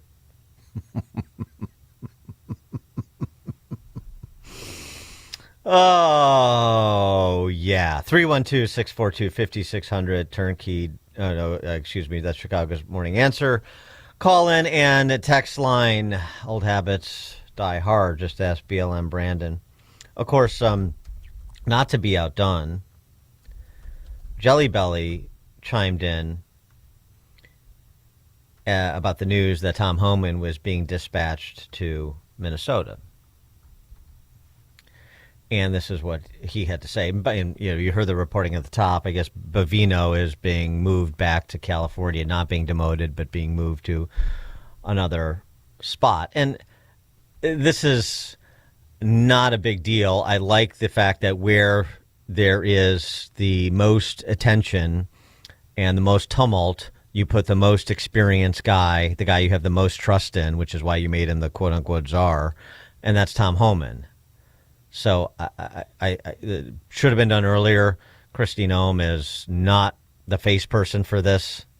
Tom Homan is. Not because he's prettier, but because no one is better addressing these topics. No one is more knowledgeable and has a more decorated career from which that knowledge was gained than Tom Homan. That's where he should be. And Steve Scalise made the point, too, Steve Scalise, House Majority Leader, that, there are ICE operations to the point of moving Bavino to California. They're down in New Orleans. They're over Memphis. They're Georgia, elsewhere. There are ICE operations, especially when you've expanded the ranks by 12,000 people, happening all over the country. It's, only in Minnesota you have something like what we're seeing in Minnesota. Yeah, you have, and I would add, and there are obviously confrontations and chaos being instigated by these professional agitators in places like Portland and L.A. and Chicago as well. But, I mean, what we're talking about in Minnesota is unique to Minnesota, and that says something about the locals, including the local elected officials. ICE is in a lot of places around the country and Border Patrol, and you don't have these problems anywhere but Minneapolis. That's because you've got very failed leadership on the ground there, both the mayor and the governor. By the way, go back, remember the Summer of Love, where they let their own city burn down. These are failed leaders. Sorry for that digression. I just wanted to fit that in. Sort of an important point. Okay, so Pritzker on Tom Homan. Sending Tom Homan to Minnesota is like pouring gasoline on a fire. The chaos is the point. Let's stop sending Trump officials in and start sending Trump's agents home. Many of them are home. They're from Minnesota, but I digress. I love when J.B. Pritzker goes after someone like Tom Homan, because it presents me with an opportunity to draw a contrast, which I did immediately when I saw his post on X. So just so we know who we're talking about here, everybody knows. So Tom Homan, as I've said, served America honorably in law enforcement for 3 decades. He worked for Border Patrol under both Democrat and Republican presidents. He was appointed, actually, promoted by Obama to be ICE's Executive Associate Director of Enforcement and Removal Operations in 2013. 2 years later, in 2025, Obama recognized Homan with the Presidential Rank Award as a distinguished executive. Now, on the other hand, J.B. Pritzker inherited a bunch of money from his family, kicked around for a couple of decades looking for a public office to buy to manufacture an identity, during which time he cheated on his property taxes by pulling the toilets out of his house and blamed the whole episode on his wife. Jelly Belly is envious of men like Tom Homan because he's everything Pritzker isn't, beginning with being a man. Jelly Belly is a sniveling coward who uses his inherited money to obtain power in order to purchase weak souls and push around those who he has decreed his lessers. He is a person without honor. He is the kind of scoundrel who would have dressed up like a woman to get on one of the Titanic's lifeboats. That's your governor in Illinois. 312-642-5600 if you want to give us a call or text. And Jelly Belly has an open invitation to give us a call. Has since he was elected. Big rough and tumble Jelly Belly. That putty-faced simp. Pathetic. Eunuch. And that's who the good people of Illinois continue to elevate. All right. For more comic relief, Hollywood. I don't know who's funnier, unintentionally so, of course. Hollywood can no longer stay silent. Black Swan, Natalie Portman, has chimed in. What's going on in our country right now is absolutely horrific with what the federal government, Trump's government, Kristi Noem, ICE, what they're doing is really the worst of humanity. And then we also have the best of humanity for the way people are showing up for each other in community and Americans coming out to support each other and protect each other and fight against injustice. So I could not be prouder to be American right now by the way the Americans are acting. And I could not be sadder to be American right now with the way the government is behaving. Wow, Natalie Portman just denaturalized the Trump administration. Nicely done. How about Whoopi? I know she's sort of omnipresent because of that show she's on with other man-hating shrews for lobotomized Hinsdale housewives. But, I mean, she's still a celebrity. She counts as a celebrity. So let's give her her say. How long can they continue this? They murdered a man. He is standing, he has his phone, and he has a bottle of water. He has his phone and a bottle of water, and they shot him 10 times. What the? Uh-huh. Like I said, I mean, it doesn't really require a response on the substance because we're just enjoying the mindless emote. That's what I'm saying. Let's just take a cleansing breath. Let's have a little fun. Let's listen to unserious people talk about this. I find it entertaining. Now, Glenn Close. Well, Natalie Portman's an Academy Award winner. Glenn Close, well, you know how Glenn Close is. I just want to be a part of your life. Oh, this is the way you do it, huh? Showing up at my apartment? What am I supposed to do? You won't answer my calls. You change your number. I mean, I'm not going to be ignored, Dan. Yeah, okay, Glenn. All right. We won't ignore you. I have been mostly out of the U.S. since this past September. So I've watched with the rest of the world our democracy being systematically disemboweled and torn apart, along with the institutions which, in the near past, though never perfect, have stabilized our society and supported the American people. I am outraged and sickened by what is happening under the Trump regime. The cruelty, inhumanity, and arrogance, the voracious corruption, the cowardice, the sickening hypocrisy, the blatant manipulation of facts, and now the cold-blooded murder of American citizens. I have felt for a long time that there are thousands and thousands of American citizens with cellars full of guns. I fear that ICE is giving them the excuse to pull the trigger. Wow. Okay, Fatal. Uh-huh. Well, Glenn, I don't know how to break it to you, but I think you may have the distribution, the political distribution of those people who have cellars and cellars full of guns miscalculated. But she didn't stop there. First, she says people have cellars of guns and ICE has given them license to, overthrow the government, kill ICE officers. What? Please be explicit, Glenn.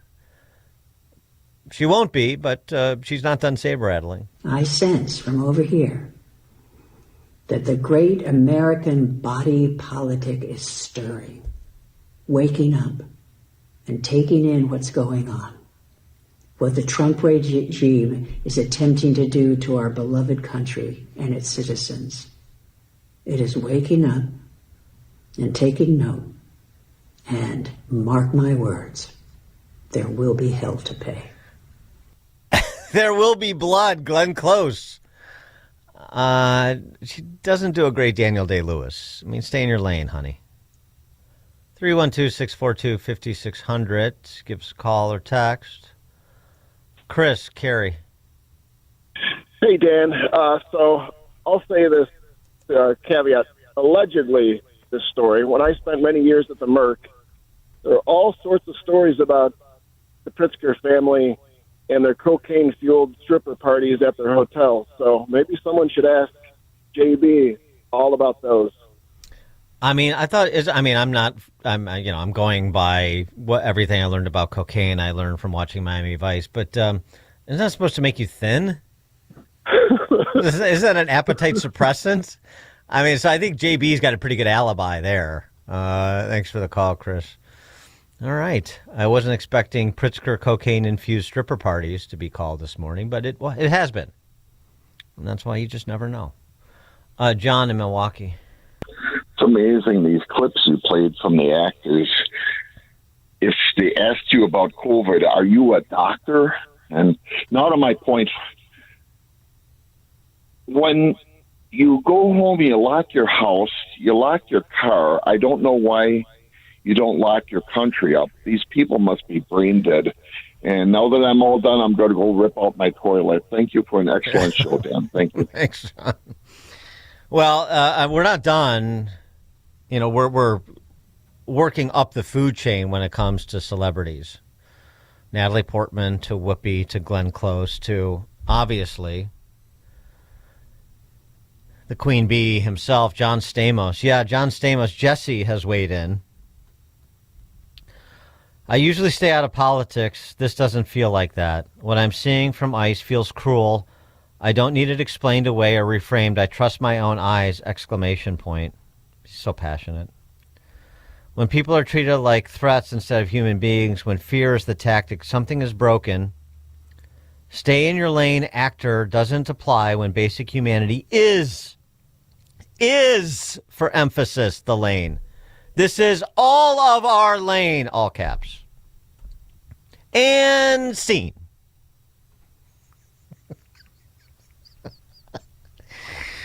Oh, Johnny.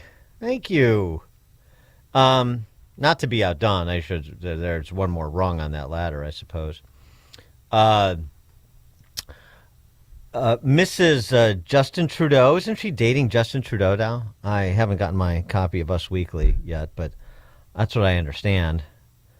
She really knows how to pick them. Katy Perry, I'm talking about.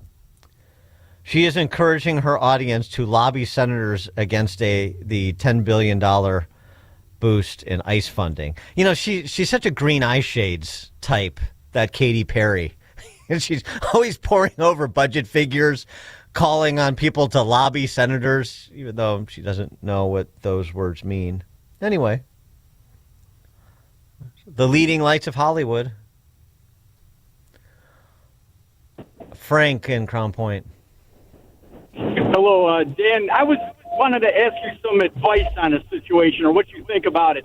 I driving back and forth from Indiana every day. I end up sometimes listening to a news radio channel that has the traffic reports on it, just to hear that.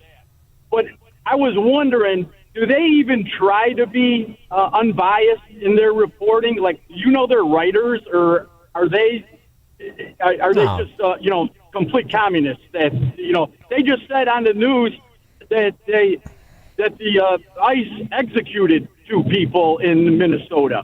Yeah, on BBM, that sounds right. Yeah, that sounds right. Right. Yeah, that's about right. Yeah. Thanks for the call, Frank. Sorry to cut you off there, but it's back in the day. I mean, if I think about it, I'm sure there are reporters I knew from BBM who would play it straight, play it down the middle. But we're just, those days are over.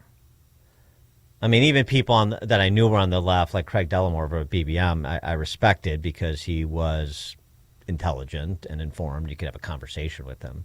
And he played it down the middle when he did reporting, or at least he gave sort of the both sides, playing it down the middle, even if he put a little bit more emphasis on one side. Those people are gone. That's not the way those quote unquote news organizations work. They're not news organizations. News channel is a misnomer. We're honest about who we are. We're conservative talk. This is a conservative talk station. That doesn't mean you have to agree with me, whether you're a conservative or not. And it doesn't mean you have to be a conservative to listen. But we're not pretending to be something we're not. We talk about what's going on, and I have a particular perspective on this show, and I offer my perspective on what's going on. We have a conversation about it. It's not that complicated. For them, it is. They have to present this themselves through this veneer of objectivity, which doesn't exist. They're not. They've never been. And it's just getting more grotesque with each passing year. They are completely folded into the state. They are completely an appendage of the neo-Marxist party, locally and nationally. Period. Full stop. They don't have to be honest about it. It's obvious. You can call themselves whatever they want. You know. Just like J.B. Pritzker's cousin calls himself a girl. You can call yourself whatever you want. John in Portage Park. Yeah, Dan, I'd like to thank you for that image of Pritzker dressed up in women's clothes trying to get off the Titanic. You're welcome. I can't imagine that there's a lifeboat big enough, but I got it. Thank you, sir. Thanks, John. Dan Proft, Chicago's Morning Answer. This is the morning show more Chicago radio listeners are choosing. This is Chicago's Morning Answer on AM 560. The Answer. The following is presented by Retirement Income Strategies Pro. Attention Illinois annuity owners. If you're concerned about protecting your personal savings against the likelihood of a future long-term care claim, your current annuity may hold the key. You see, the Pension Protection Act, or PPA for short, now allows annuity owners to upgrade their old annuity for the new PPA-compliant annuity and receive tremendous tax benefits when used for qualifying long-term care expenses. You could save thousands of dollars if you have a future claim.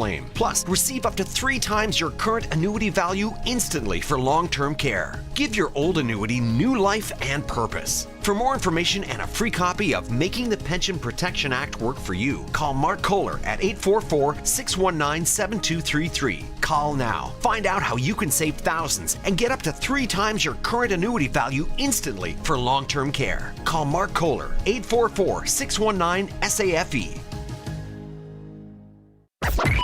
AM 560. The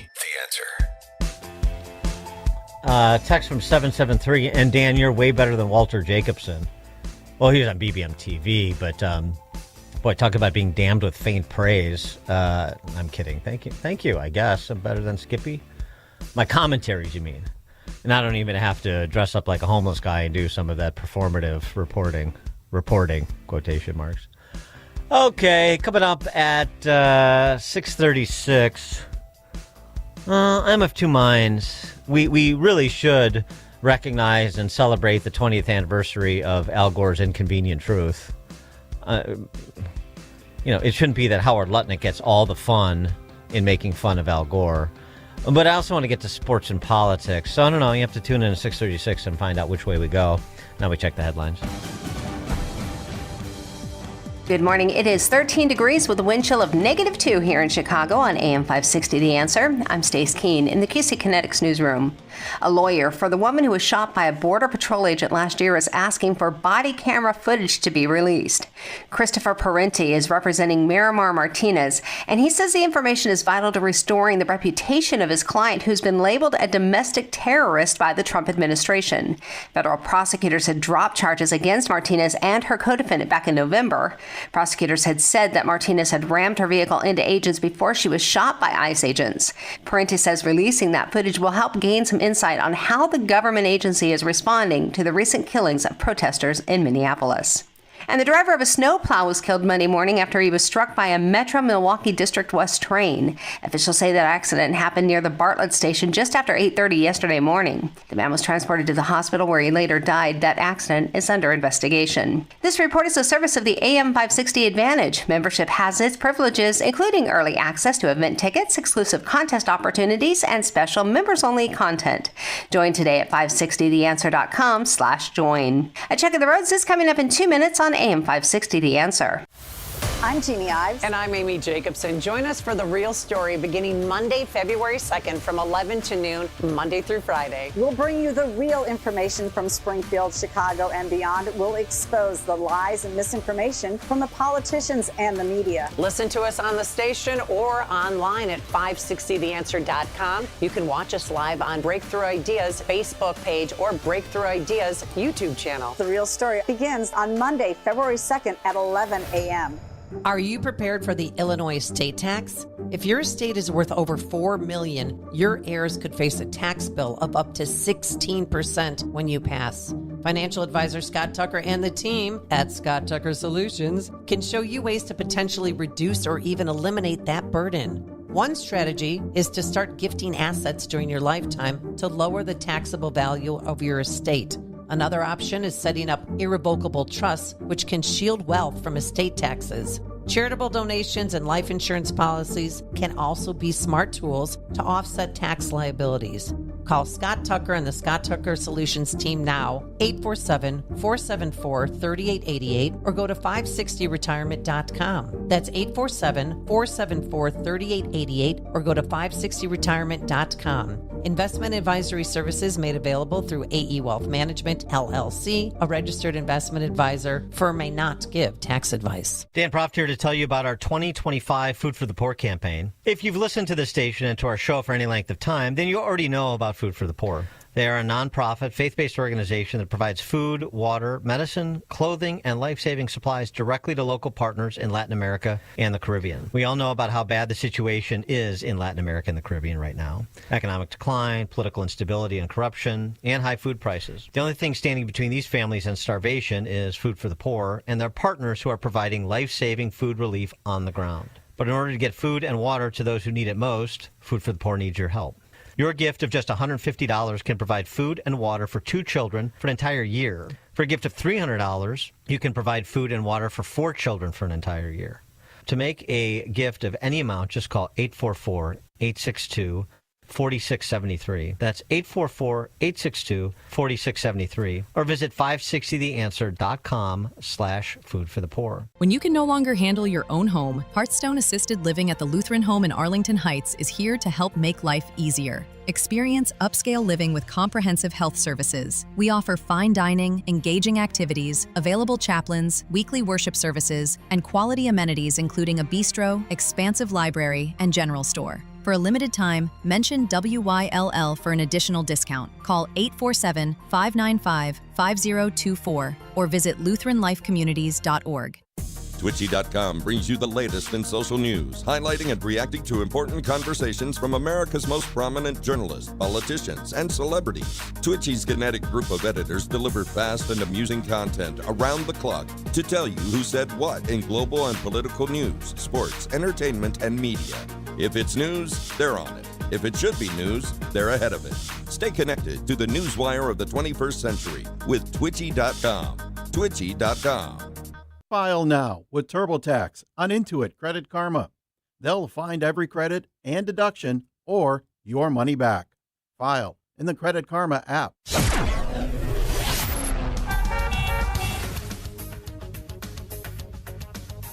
Taking a look at the roads from the Team Hochberg Traffic Center, I'm Sue Aller. Big mess on the Eisenhower inbound. There's a crash at Independence Boulevard. And then on the outbound side at Des Plaines Avenue, there's another collision. So it's 17 minutes from Wolf to the old post office inbound. Outbound is 31. And then a crash on the Bishop Ford outbound on the exit ramp to Stony Island Feeder slows you down. You also have a collision on I-57 inbound at the Cal-Sag Channel. Now the Stevenson is 25 minutes both ways from Veterans Memorial to Lakeshore. the Dan Ryan from 95th to the Burn interchange is 17 minutes inbound, outbound is 12. You're jammed already northbound on Lakeshore Drive between Bryn Mawr Avenue and Hollywood Avenue. This report is a service of AutoZone. Get in the zone. Starting stronger starts at AutoZone, where they've got battery solutions in the form of free battery testing, free battery charging, and replacement batteries that fit your needs. That's what makes them America's #1 battery destination. Get in the zone, AutoZone. Chicago's Morning Answer continues next, but now the latest forecast from the Air Right Heating and Cooling Weather Center.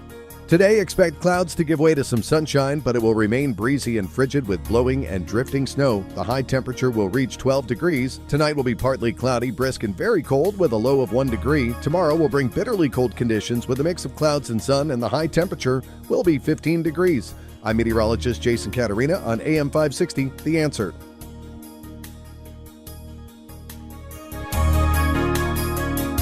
Get the latest weather, traffic, and news updates online at 560theanswer.com. This hourly segment is brought to you by The Real Story with Jeannie Ives, powered by Breakthrough Ideas, Sunday evening at 7 on AM 560 The Answer. Now, from the Signature Bank Studios. Sports and politics and sports and politics and sports and politics and intersection. Arrogance and ignorance, arrogance, ignorance, and arrogance and ignorance. Intersection. Hey, on this installment of Sports and Politics, it doesn't seem right that we just limit our platforming of celebrities to Hollywood when it comes to discussions about important public policy like enforcement of immigration law, law enforcement operations in big city America. I mean, it's great to hear from Glenn Close and Natalie Portman and Whoopi and John Stamos. But, I mean, don't you want to hear from your favorite athletes, too? Of course you do. Well, let's hear from them. Just so happened that Warriors come out to play. Golden State was in Minnesota. So Steph Curry got a first-person look at what's happening there. And boy, was he impressed. Boy, was he impressed by the protesters, rioters, agitators, impeders, goons, droogs, thugs, mooks. Hopefully, again, the community kind of comes together and the right decisions are made so that there's more of a peaceful, environment here. Moses mentioned being in his room and physically seeing the protests go through downtown. I got videos on my phone of it all the way down. It was like 3 straight hours in negative 10-degree weather. It was beautiful to see that turnout. I mean, that speaks to how important people felt to have their voice heard, and those elements and whatever streets right outside our hotel, they were out, and it was amazing to watch. Amazing, beautiful. Yeah, no. Follow up.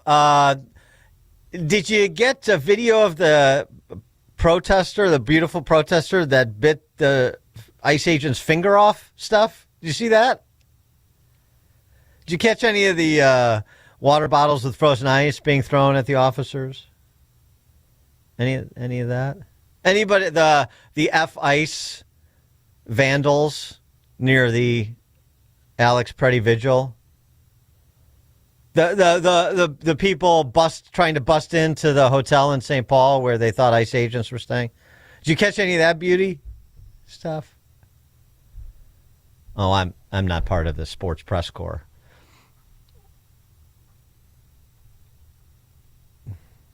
Junior partner to the political press corps. They so want to be taken seriously, and they're so not. And of course, where Steph Curry is, his coach, Steve Kerr, is not far behind. About what's going on and how they can be addressed moving forward. Yeah, I think, my concern as an American, we're not perfect. We never have been perfect. But I think our ideals have been in the right place for a long time, our values. And, I think no matter what side of the aisle you stand on, I think remembering the values that come with the Constitution, that come with citizenship, the values of looking after each other are so important right now just because of the extremism that we can feel from all over the place. People are so angry, and it's sort of, there should be an appeal to our better angels to look after one another and to recognize what's happening. We're being divided by media for profit, by misinformation. Boy, listening to Steve Kerr wax philosophic about our founding values is like listening to BLM Brandon provide a historical perspective on peaceful protests and civil disobedience. I mean, it's really just something to behold. You just want to sit back and let it sort of wash over you, don't you? Not the only athletes asked about, what's going on. What's going on? Hey, what do you think about what's going on? Boy, probing questions from informed reporters. So this guy, Owen Lewis, who works for The Athletic, apparently, which is owned by the New York Times, so you know where this is going. So he's down under there in Men at Work land for the Aussie Open, and he asks all of these professional tennis players, male and female, about immigration law enforcement in the States. In order, here we go. Madison Keys, Amanda Anisimova, Jessica Pegula, Coco Gauff, and Taylor Fritz. A few of those names I actually know. Not that I watch tennis anymore. I sort of fell off after. Well, I mean, the height, the sort of the McEnroe, Borg, Connors era when I was growing up was great. Becker, Courier. Maybe the Sampras era. I sort of fell off after the Sampras. And let's see, on female tennis. Yeah, probably after Anna Kournikova left the scene. Different reasons I fell off of male tennis versus female tennis. Anyway, Madison Keys, Amanda Anisimova, Jessica Pegula, Coco Gauff, Taylor Fritz. Coco Gauff is a big leftist. She's sort of like the female tennis version of, I don't know. I don't want to say LeBron because she's not that obnoxious, but she's trending in that direction. Maybe she's like a Steph Curry right now. Here they are. This is a pretty sensitive subject, but a year into the second Trump administration, tensions in the U.S. are pretty ridiculously high, and I'm just wondering, how do you feel personally about what the Trump administration has been doing, and how has it felt to you when you've spent time in the U.S.? I think my stance has been pretty obvious.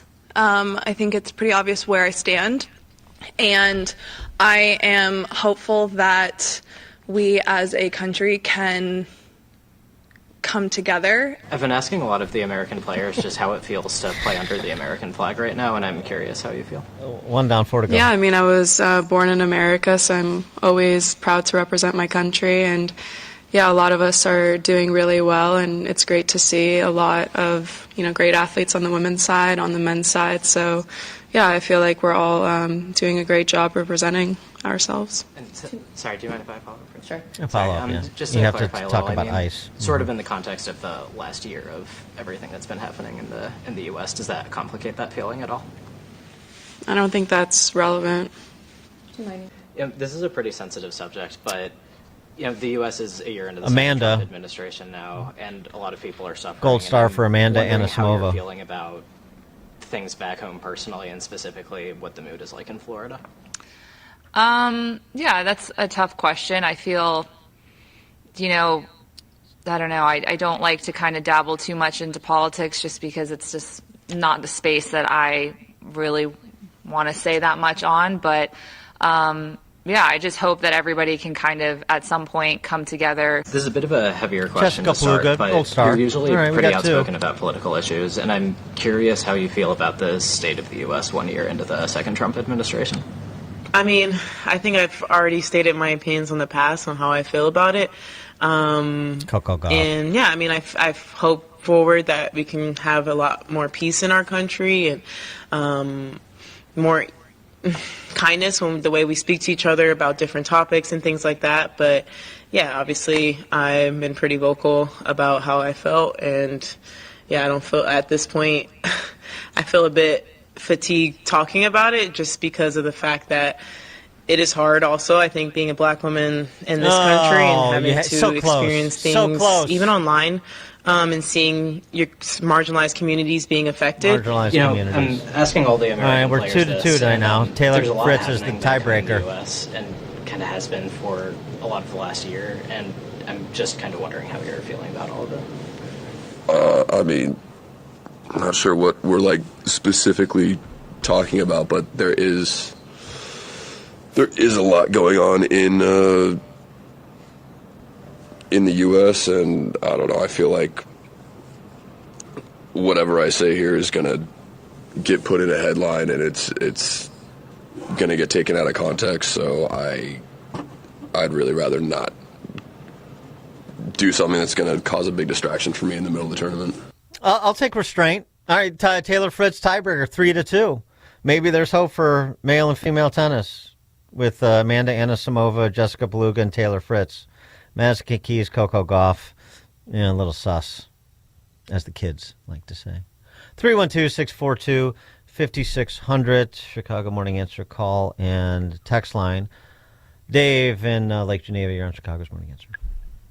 Yeah, Dan, I know everybody is talking about what is the observed, it's called assault on either side, what's going on in Minneapolis. But I want to bring up a different kind of assault. How about the assault on the American taxpayer of all the money that was absconded by what has been going on, especially in Minnesota, in Minneapolis? And everybody works hard for their money. That's how we measure Donna Summer in this society.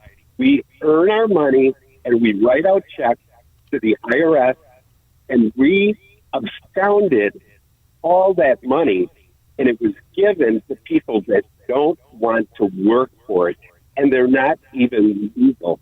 So that is the assault that I want to point out. Thanks for the call, Dave. Yeah, I mean, I agree, and that is not lost on us, and it's not lost on the Trump administration, and there's sort of a reasserting of that issue happening in real time by a number of Trump administration officials, as we mentioned, Bessent, Dr. Oz, Trump himself in his Truth Social post yesterday. That's not going away. But I think we're not doing a poor job of reasserting the assault, the physical assaults that have happened. The hundreds of thousands of people in this country illegally who are convicted criminals, in addition to being here illegally, or have serious criminal charges that have been lodged against them. Thousands, murderers, rapists, serial predators, the people who have already been victimized, the 60 angel families that were with Trump at the White House last year, promoting the BBB because of the funding for greater law enforcement, federal law enforcement, in order to do a better job of apprehending people in this country illegally and removing them accordingly. So I think we need to talk a lot more, like Trump did at his presser last week, about the people that are being apprehended. You can play the percentage game all you want. The individual people matter.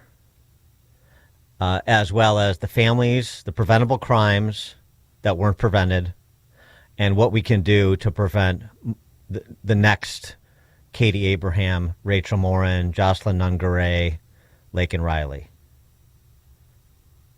The human cost, in addition to the financial toll. I agree with that too. I just don't think it's limited.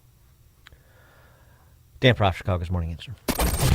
This is Chicago's Morning Answer. Your show keeps me alive during the week. There's nobody I'd rather listen to between 5 and 9 in the morning than you guys. On AM 560, The Answer. The following is a paid political announcement. This is Kevin Coyne, Chairman of the DuPage County GOP. I am inviting you to our Lincoln Day dinner on Friday, February 27th at Abington Banquets in Glen Ellen. We will feature keynote speaker and national political commentator Tudor Dixon. Enjoy an evening of camaraderie, great food, and Republican unity. Sponsorship packages are available. Purchase tickets today at DuPageGOP.com. Paid for by DuPage County Republican Central Committee. If you're over 40 and plan to retire someday, the window to protect what you've built may be smaller than you realize. As retirement moves from someday to on the horizon, protecting what you've built becomes just as important as growing it. And that's where Noble Gold Investments comes in. They help investors reduce risk by adding gold and silver to their portfolios. Visit noblegoldinvestments.com, noblegoldinvestments.com. Past performance may not be indicative of future results. Investing in precious metals involves risk. Consult with your tax or financial professional before making investment decisions. Did you know most remodeling mishaps start before construction even begins? Here's something else you should know. At Forever Remodeling, we do things differently. Every kitchen, bathroom, and basement project starts with smart planning, detailed 3D designs, a clear scope of work, and accurate pricing, all sorted out before you get started. No surprises, no stress, just beautiful results, done right the first time. Visit foreverremodeling.com. That's the number 4, EVER, remodeling.com, and schedule your free in-home consultation today. AM 560, The Answer. That sound means it's time for In-Depth History with Frank, the history teacher from Arlington Heights, because there's nothing new in this world, just the history you don't know. And Frank does. Frank, take it away. Good morning. 59 years ago on this day in 1967, Chicago was waking up to a massive snowstorm total of 23 inches over the course of a day. The city was literally frozen in place. To his credit, Mayor Richard J. Daley mobilized the actual people of the city to dig themselves out of this mess, and the problem was quickly resolved. Just 12 years later, though, in the brutal blizzard of 1978 to 79, where snow and coal kept piling up, new Mayor Michael Bilandic seemed powerless in the face of this and lost re-election, and is why we now have the Jane Byrne Interchange downtown. Over 25,000 years ago, in an even much colder era, native peoples from Siberia continued their slow and unplanned, yet inexorable march east over what historians call the Beringian Land Bridge. These first settlers of the Americas were descended from a tribe today that still exists in Siberia called the Eidelmen. Occupying mostly the western coast of the very isolated Kamchatka Peninsula, roughly 5,000 still remain, and they still practice their prehistoric religion and language and revere and worship at totem poles. Lenin tried to lease Kamchatka to the U.S. in 1920 as a way to stir up problems for us with Japan, which later occurred anyways. With the Red Scare and the Palmer raids going on, it was too much for the stroke-afflicted President Wilson. It is indeed a geographic marvel, Kamchatka, littered with volcanic black sand beaches, and is right now experiencing one of its worst winters in centuries. For the last few weeks, it has been pummeled by massive snow and several cyclonic storms, which have completely buried cars and buses under huge snowdrifts. Its major city, where the only paved roads exist, is Petropavlovsk, which became a major Soviet naval base. It was here in 1983, at the height of the Cold War, that Korean airliner Flight 007 deviated off course and was shot down near Sakhalin Island, killing 269 people. Today, a new conflict is emerging in the Arctic, and it will likely be a place where the U.S. must turn its attention to for decades to come. Very good, Frank. I like my Kamchatka with a little bit of ginger and lemon. Is that how you take it? Yeah. I do. Or am I thinking of kombucha? I'm not. I think the second one, although I don't drink much, so there you go. I was expecting maybe, I'm sure this did not escape you, so this is just an editorial choice you made. As I mentioned earlier, Al Gore's, the 20th anniversary of Al Gore's Inconvenient Truth. I mean, that is something that is, Frank, from Arlington Heights, commentary worthy, don't you think? It does. Was that 25 years ago? Like 20. Oh, 20. 20. It just seems like 25, yeah. Yeah. He's a clown. I forget what, did National Review label him Captain Planet? Back like in 1992. And I mean, look, we're all still here. How about that? Amazing. Yeah. An ice age will come before we have another, global warming like we did 50 million years ago. When you were talking was actually, I forget that island up there, Ellesmere Island Anomaly. They have deciduous tree leaves up there dating back to like 65, 50 million years ago. So the whole Earth was warm at one point. For various reasons. Nothing to do with factory output. So. Frank from Arlington Heights, always a font of wisdom. Frank, thank you very much. coming up at 7:07, all things Illinois policy related, including more from BLM Brandon's interview with Margaret Hoover. Got a revenue problem in the city of Chicago. It's now 7 o'clock, AM 560 WIND. A call for unity in Minnesota. I'm Dave Anthony, Fox News. From the First Lady, Melania Trump just told Fox and Friends. I know my husband, the president, had a great call yesterday with the governor and the mayor, and they're working together to make it peaceful. That's after the third immigration enforcement-related shooting. This one Saturday was the second deadly one, killing a protester, Alex Preddy, leading to even angrier anti-ICE demonstrations. The Trump administration is making some major strategic changes here in Minnesota. Tom Homan is now going to be the main point of contact on the ground and will report directly to the president. As Border Patrol Commander Greg Bovino and other federal agents leave, and Fox's Matt Finn also reports from Minneapolis. Last night, agitators continued their campaign of targeting hotels where they think immigration agents are staying and making as much noise as possible to prevent agents from getting rest. Today, President Trump goes to Iowa, kicking off weekly campaign trips for Republicans ahead of the November congressional elections. It's not stormy anymore, but the snow and ice cleanup continues from New Mexico to Maine. Mississippi Governor Tate Reeves says things are going to get worse before they get better. Ice storms are different than virtually any other type of storm that we deal with. He has activated the National Guard to help. Fox Weather's Brandy Campbell's in Oxford, Mississippi. Many residents are still dealing with dangerous conditions. This morning, we are still feeling temperatures in the teens, allowing much of that inch of ice that we accumulated here to stick around. It's weighing down the power lines behind us, as well as the trees. And that's making it tough for power crews across the South. There are still more than 500,000 homes and businesses without electricity, and in many cases, heat, like this man in Nashville. When I looked at our thermostat last, it said 47. There are still issues at airports. More than 1,400 flights canceled today, on top of 22,000 grounded the past 3 days by that massive storm. America's listening to Fox News. WIND, Chicago. Good morning. It is 14 degrees here in Chicago on AM 560, The Answer. I'm Stace Keene in the QC Kinetics newsroom. Illinois members of Congress are speaking out following the fatal shooting of Alex Preddy by federal agents in Minneapolis on Saturday, emphasizing the need for a transparent investigation and accountability.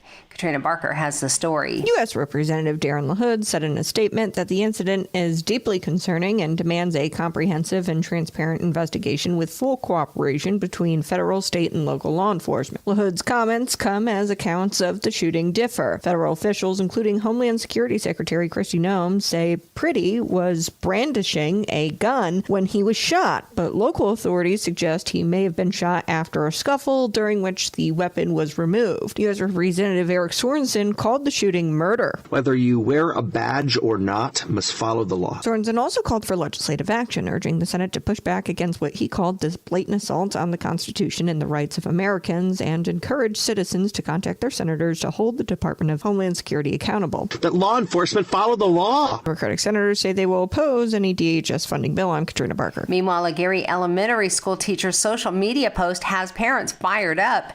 The teacher's post was a comment with just 2 words, "Go ICE," that were written in response to a post about immigration. More than 100 parents and community members filled the West Chicago City Council chambers expressing their frustration on Monday. West Chicago Mayor Daniel Bovee says he invited the protesters to the City Council building rather than have them at the school.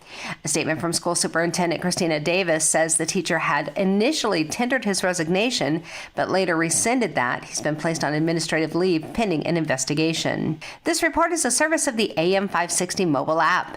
Listen to AM 560 on your smartphone or mobile device when you download the AM 560 mobile app at 560theanswer.com/mobile.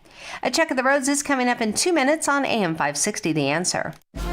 On February 24th, President Trump will deliver his State of the Union address to Congress. Mr. Speaker, the President of the United States.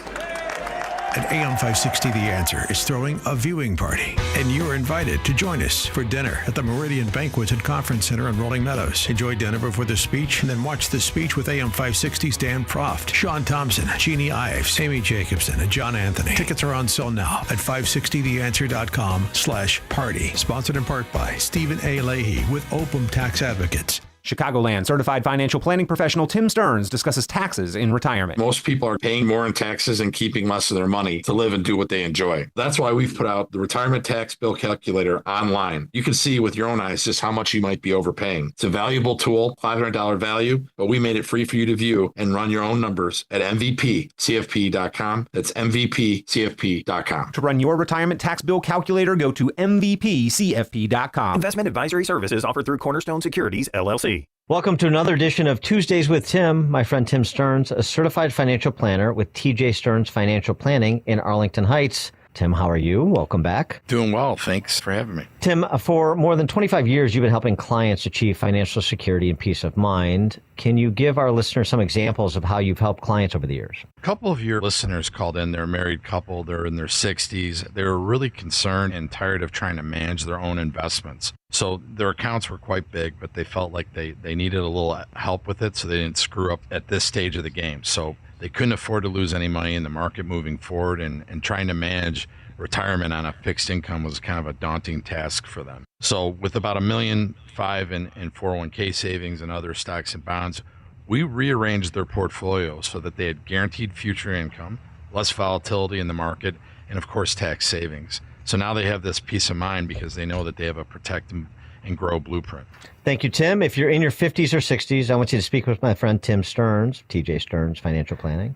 Tim will help you structure and optimize your savings to prepare for 20 to 30 years of enjoyable retirement. Call Tim today to schedule your free consultation and get your free Protect and Grow blueprint. Call 1-800-640-2256. Again, that number, 800-640-2256. Tell him I sent you when you call Tim at 800-640-2256. Surprise! Your expenses this month were way higher than you expected. Also, you forgot to renew your website domain, and now you're in a bidding war. You should see the look on your face. At Progressive, we know small business owners don't usually like surprises because they cost you money. But a good surprise that could save you money? Getting a commercial auto quote from Progressive. Plus, the fridge died in the break room, and now everything smells weird. Surprise yourself. See if you can save in as little as 8 minutes at ProgressiveCommercial.com. Progressive Casualty Insurance Company and Affiliates. Wesley Financial Group is not a law firm. I'm Chuck McDowell, founder of Wesley Financial Group. Did you buy a timeshare because they told you it was a great investment? That's a lie. Most timeshares can be bought online for $1. To find out what your timeshare is worth and to cancel it, call us today and we'll send you our timeshare exit kit free with all your options for cancellation. Call Wesley for your free exit info guide. 800-486-9600. That's 800-486-9600. Are you 65 or older and dealing with chronic knee or shoulder pain? You're not alone. At the Joint Relief Institute, we've helped thousands find real relief without surgery. Our non-surgical, FDA-approved treatment uses hyaluronic gel that acts like a cushion between the bones in your knee. As we age, the cushion naturally wears down, causing painful grinding and popping. But our gel restores that cushion, allowing your knee to move smoothly again. Ready to stop the pain and get back to doing what you love? Call the Joint Relief Institute at 708-315-6800. Again, that's 708-315-6800. Move better and live better with JRI. Contact the Joint Relief Institute today and get back to doing what you love. Call 708-315-6800 or visit jointreliefinstitute.com. Locations in Glenview, Oak Brook, and Orland Park. Call 708-315-6800. Medicare and most private insurance plans accepted. Reclaim your mobility with the Joint Relief Institute. Taking a look at the roads from the Team Hackbrook Traffic Center, I'm Sue Aller. Inbound on the Edens is 16 minutes, outbound is 15. There is a stall on the inbound side at Toohey Avenue, slowing you down to Kennedy. Inbound from Montrose to the Burn Interchange, 11 minutes, outbound is 13, but a crash inbound at Addison Street is causing a little bit of a brake check. You do have an accident causing a big slowdown on I-57 inbound at 127th Street, so it's stop and go back to Sibley Boulevard. The Eisenhower is 28 minutes inbound from Wolf to the Old Old Post Office, outbound 35. 32 minutes inbound on the Stevenson from Veterans Memorial to Lakeshore, outbound is 26. The Dan Ryan from 95th to the Bird Interchange, 19 minutes, outbound is 12. Jammed on the northbound side of Lakeshore Drive as you approach Hollywood Avenue. This report is a service of the AM 560 mobile app. Listen to AM 560 on your smartphone or mobile device when you download the AM 560 mobile app at 560theanswer.com/mobile. Chicago's Morning Answer continues next, but now the latest forecast from the Air Right Heating and Cooling Weather Center. Today, expect clouds to give way to some sunshine, but it will remain breezy and frigid with blowing and drifting snow. The high temperature will reach 12 degrees. Tonight will be partly cloudy, brisk, and very cold with a low of 1 degree. Tomorrow will bring bitterly cold conditions with a mix of clouds and sun, and the high temperature will be 15 degrees. I'm meteorologist Jason Caterina on AM 560, The Answer. Get the latest weather, traffic, and news updates online at 560theanswer.com. Now, from the Signature Bank Studios. This is Chicago's Morning Answer with Dan Proft on AM 560. The Answer. Insert Democrat socialist here. Runs the Democratic House floor for 30 plus years running. He's promising this and he's stealing that. Where can you get that kind of money? He's using your house like his own piggy bank. You ought to know by now. You can pay off your house here in Illinois, but you can never keep up with the taxes. Oh, how it's always been the plan to have a taxpayer pay, no doubt. Not a matter of if anymore, but when. You're moving out. I said, when you're moving out. Top of the morning, Dan Proft here. That theme music means it's time for our weekly conversation with the wirepoints.org folk. All things Illinois policy related. But before we get to Mark Lennon, founder of wirepoints.org, the story about that elementary school in West Chicago, elementary school teacher in West Chicago, who posted Go Ice and then resigned and didn't, is on leave pending an investigation. Investigation of what? I don't know. He or she posted Go Ice. So what are you going to do about it? I mean, wait till the bottom of the 7 o'clock hour when it comes to things like that. We're going to have a conversation with former Cook County Judge Jimmy Brown about a development with a one-year stint he was going to do on the Cook County bench. At the behest of Cook County, they needed a dozen judges to come back and do a short-term stint because, I don't know, they had vacancies that needed to be filled in order to adjudicate cases. And so he volunteered to come back and do a one-year stint out of retirement. And just wait till you hear this story. But, I mean, there's an investigation in the West Chicago Elementary School District as to somebody who posts on social media, Go Ice. What does that mean? Go law enforcement. We need to investigate that. What are you trying to say? I think it's pretty self-explanatory.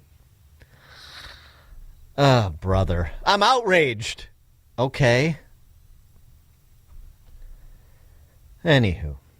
BLM Brandon, going back to his probing interview with Margaret Hoover on Firing Line, he explained that Chicago does not have a spending problem, in case you were under the false notion it did. It has a revenue problem.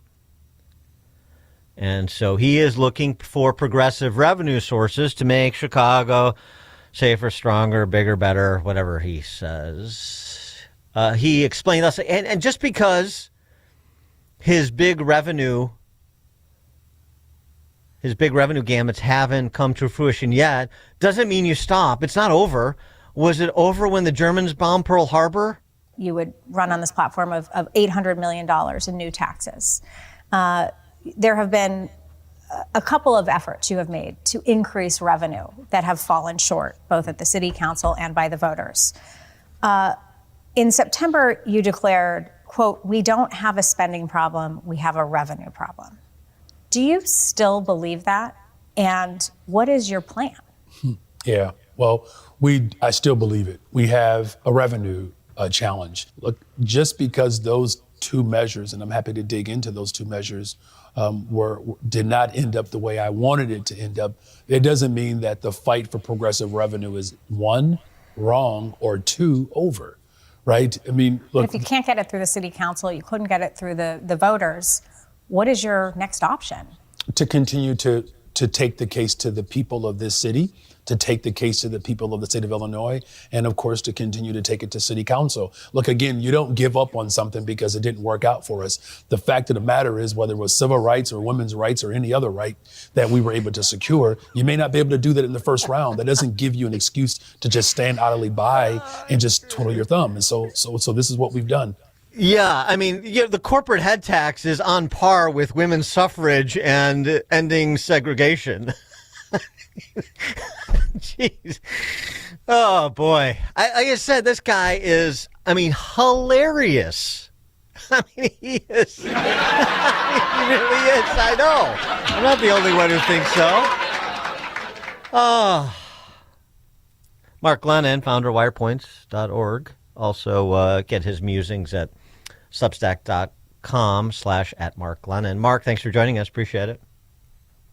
Hey, Dan, you got to focus on that line he just said. If something doesn't work out, that doesn't mean you don't give up on it. I mean, what? Like, how about your entire career and everything you stand for in neo-Marxism? Well, he's failing up. Yeah. Hey, Dan, I'm going to take the liberty of insisting on addressing a particular topic. You just talked about that teacher, your news report. It's a national report about the teacher suspended because she said, "Go ICE." Mm-hmm. Well, let's compare that to the commencement last week of a formal investigation of the landlord of that housing project. South Shore. That is now subject to a discrimination investigation because they turned into ICE they said that there were Tren de la Agua gang members in it, and that apparently helped spark the raid on that building. Now, here's what Pritzker said in connection with that. He said, state law prohibits discrimination that includes aiding or abetting conduct intended to interfere with housing and civil rights. Illinois will not tolerate that. So you got this flagrant First Amendment violation against that teacher. You think there's going to be an investigation of that? I mean, if you don't have a clear example here of how this has become a government of men and not of laws, the selective enforcement of civil rights laws, this is just blatant, and that is a very dangerous situation for us to have. That's what we have now. 100%. Getting lectured by the likes of JB and BJ on the Constitution and our rights and so on and so forth. And then you're going to launch a discrimination investigation into someone who tipped off federal law enforcement officers to people that are in violation of federal law. I mean, it's not going to stand, but that's not really the point. The point is that you get punished for working. The entire citizenry does, but so many of them support it. But you work with federal law enforcement, and state and local is going to punish you or attempt to. And of course, the process is the punishment. You're right to bring that up. It's a remarkable turn of events, and it speaks to how, dare I say it, dictatorial Jelly Belly has been for his entire tenure. I mean, we don't have to go back too far to remember his governing by executive edict for the better part of 3 years. Yeah, and he's among those in the Democratic Party who are promising no holds barred if they take power at the federal level again, pursuing legal remedies against basically anybody involved in enforcement of immigration law or anything that the Trump administration is doing. These folks are not hiding what they're doing. They are throwing out any semblance of due process and honest application of the law, and this is an insurrection of sorts by misusing the legal process. Yeah, the only one who's been more aggressive than Jelly Belly is Glenn Close. I mean, she's about to lead an actual. John Brown. She's about to lead a raid the way that she talks. But I mean, this is the silliness and the radicalization and the irresponsibility of these people that have public platforms. There's so many of them. I do want to go back though to BLM Brandon. I mean, parochial matters, I understand, but revenue problem, not a spend problem. Hey, you want more affordable housing? Who doesn't, Mark? Then we're going to have to raise money from those who can pay to give to those who can. So we got affordable housing and somehow that will make us a better, bigger, stronger, more beautiful, bodacious city. He's not going to succeed in that. My sense is from talking to business people, even progressive business people, they just don't trust the city with any more money. It doesn't matter where it's going to come from. I think we saw that statewide when they turned down the progressive income tax, even if it was going to be on rich people. They said, even if this isn't my money, we're not going to give you any money because we don't trust you with it. Whether it's the state or the city, you're not going to get away with any more tax increases. He also had something to say about the government school system, CPS. Also, not a spend problem there, if that's what you were thinking. You're wrong. You mentioned you were a social studies teacher. Chicago's public school system is also nearly $10 billion in debt. But enrollment is really far down from pre-COVID levels. Last year, 2 in 5 Chicago teachers were chronically absent, according to one report by the Illinois Policy Institute. After taking office, even the New York Times described you as, quote, almost unequivocally adopting the teachers union agenda. Is higher pay and more staff what's needed in the Chicago public schools right now?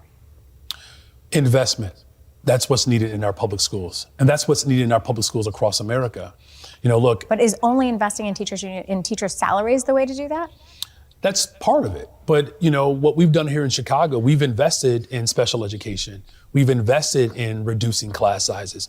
We've invested in what I believe is the model for the rest of this country, sustainable community schools, which provides real local autonomy for individual schools within communities that have unique challenges. 70% of the people of this state say that we need more funding for our public schools. In fact, when you look at that across this country, people overwhelmingly know that we have to invest more in our public schools. And so I'm not going to accept this frame that's coming from extremism in this country that somehow paying educators, whom, by the way, are overwhelmingly women, paying them a fair wage is somehow a problem. It's not. Investing in our educators, investing in our families, that's the best thing that we can do to protect and secure our democracy. I mean, nothing short of our democracy is at stake here. Now, Mark, before you respond, I will give him credit. He has reduced class sizes, as he mentioned. Like, for example, at Douglas Academy High School, with a capacity of student capacity of 912 students, the actual student enrollment is 35, 4% utilization rate. But that really reduces the class size when you only have 4% utilization. You know what I mean? Yeah, and they're getting $33,000 per student, which is astronomical by any national or international standard. You can only hope that they're destroying the word investment, like the left has destroyed so many other words, like liberal or progressive, and besmirched the meaning of those words. So I hope that alarm bells go off in the public whenever they hear a lefty like Brandon use the word investment, because it's going to be anything but. I also note that living wage, boy, that keeps getting inflated. It was $15 an hour, then it was supposed to be $20. Now apparently a living wage is $130,000, because isn't that about the average CPS teacher salary under the proposed new contract, which makes Chicago public school teachers the highest paid teachers, government school teachers in the nation, adjusted for cost of living? Yeah, I'm not up on those current figures about that. That sounds right. It's $150,000 for the member of the ethics board. There's another headline up today about the Illinois Ethics Board that doesn't meet. They all have other jobs. They get paid for doing nothing, basically, and that's $150,000. So. And from your outlet, WirePoints, Chicago has the highest commercial property tax rate of the top 50 major cities in the country. So, but hey, are you going to invest in government schools or not? Are you going to invest in people? Pay teachers, mostly women, a living wage. I mean, this is the rap. And the one thing that he said that is unfortunately true and has been for a long time is you say, should the schools get more money? Yeah, of course. What I don't want to be anti-school. I don't want to be anti-education. I don't want to be anti-teacher. So blank checks. Okay. There's an important reminder in there, too, for everybody that thinks, maybe business isn't paying their fair share. In Chicago, commercial property taxes are 2.5 times the rate for residential. That's massive, obviously, and that gets passed through to tenants. In the long run, tenants pay that, and it's in your rent bill, and it's in the your employer's rent bill too. Mark Glennon is the founder of WirePoints, wirepoints.org, all things Illinois policy related. You can also get his writings at substack.com/@MarkGlennon. Mark, thanks as always. Thank you, Dan. And Mark joined us on Chicago's Morning Answer. Before you see it on TV, share it on Facebook, or read about it in the paper, hear it here first. This is Chicago's Morning Answer on AM 560. The Answer. Signature Bank is Chicago's fastest growing independently owned business bank. It's a bank where relationships still matter. Signature Bank knows your name and your story. I'm Dan Proft, and I know this because Signature Bank is my business bank. I'm Robert Anderson, president of McLaughlin Body Company in the Quad Cities, and a customer of Signature Bank. When our 100-year-old family-owned manufacturing company was looking for a new bank, we found an excellent partner with Signature Bank. Signature Bank understands the challenges with manufacturing in today's highly competitive environment. We recently participated in a new markets tax credit program, and we're fortunate to have the experts at Signature Bank help us navigate the complexities of this program. With Signature Bank's support, we were able to expand not only our facility, but ultimately our business. If you're looking for a trusted banking partner for your business, look to Chicago's own Signature Bank. Signature Bank is looking for their next success story. To learn more about turning your business vision into reality, visit signaturebank.bank. Signature Bank, helping local businesses succeed. Member FDIC, Equal Housing Lender. Are you confident your IT systems are rock solid? There could be cracks you don't see. Don't leave your technology to chance. Take the Access One $10,000 challenge to find out. That's right, $10,000 challenge. Take a listen. For more than 30 years, Access One has helped businesses strengthen their security, protect their data, and improve resistance to cyber vulnerabilities, all with reliable U.S.-based support. And here's their promise. If their experts cannot identify at least one measurable improvement to your IT systems and processes based on NIST or CIS regulations, they will reward your compliance excellence with $10,000. This free confidential risk assessment is available to businesses with 25 to 500 employees, and it's a great way to verify your IT is secure and efficient. No gimmicks, just proven results from an experienced IT partner. So are you ready to put Access One to the test? Why not? Visit accessoneInc.com/challenge or call 800-654-1555 to schedule your risk assessment today. Certain conditions apply. See details online. 40,000 people. That's enough to pack Wrigley Field. I'm talking about 40,000 people who realized hip and knee surgery wasn't their only option. There has to be another way. Guess what? There is. They found it at QC Kinetics, an alternative to surgery. I know this because I've met these patients. They are moving better and hurting less thanks to QC Kinetics' advanced regenerative treatments. Surgery isn't always the answer. Do your research and talk with my friends at QC Kinetics. They offer natural treatments backed by real science. They will activate your body's natural healing power. Safe, natural, non-surgical. Osteoarthritis only gets worse, so don't wait. Get started this month. 40,000 people can't be wrong. Before you choose surgery, talk with QC Kinetics and tell them Dan Proft sent you. That's me. Call today, 312-827-6261. That's 312-827-6261. Once more, call QC Kinetics, 312-827-6261. The following is a paid political announcement. Stay tuned for a special message from Angel Dad Joe Abraham about his daughter Katie. Put yourself in my shoes. I just spent my first Christmas without Katie. My daughter was murdered by an illegal immigrant Governor Pritzker protected. Imagine her final breaths, knowing that you would have given your life for hers, but you didn't have the chance. Put your child in Katie's shoes. Think of the unfulfilled dreams, the unrealized joys, and the permanent loss. I'm not a political guy, but when politicians unleash violent criminals, we all need to get involved. We can do better, and we must do better.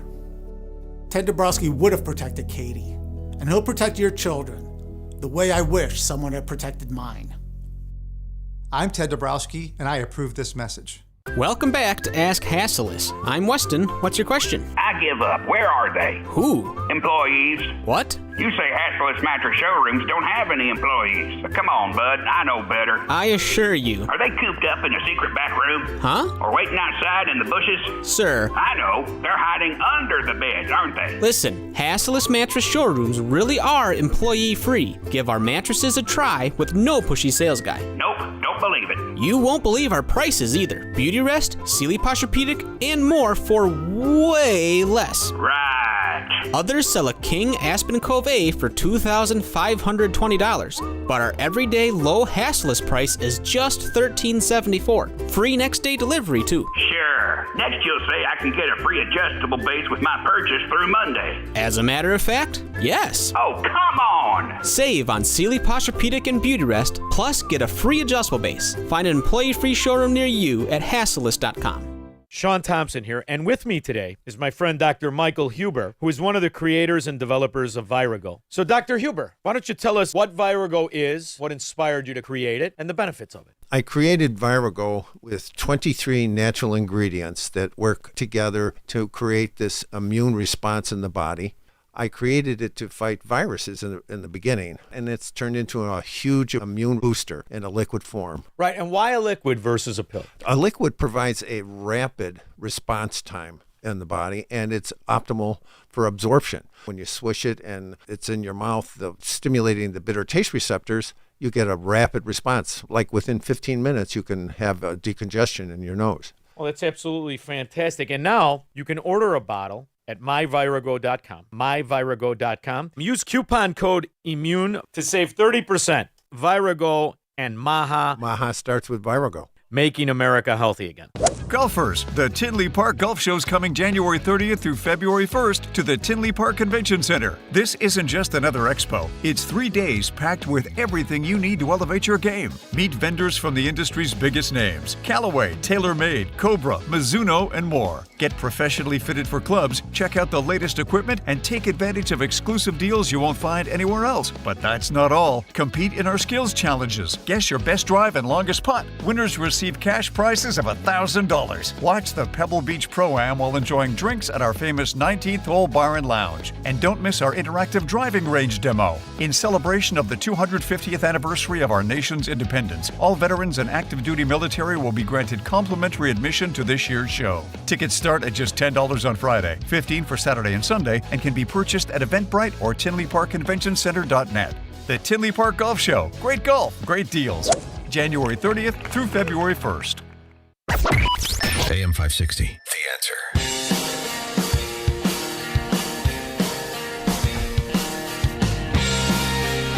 All right, coming up at 7:37, stay tuned for this. I mentioned it, top of the hour.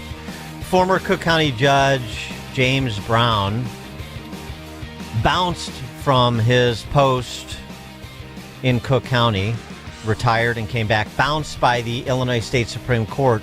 Wait until you hear why. 7:37, former Cook County Judge Jimmy Brown. Stay tuned. Now we check the headlines.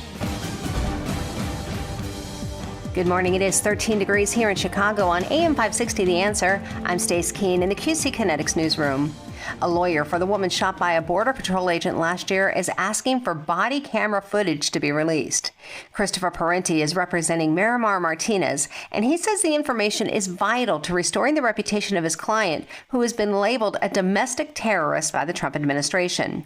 Federal prosecutors dropped charges against Martinez in November. They had said that Martinez had rammed her vehicle into ICE agents before being shot. Parenti says that by releasing the footage, insight will be gained on how the governmental agency is responding to the recent killings of protesters in Minneapolis.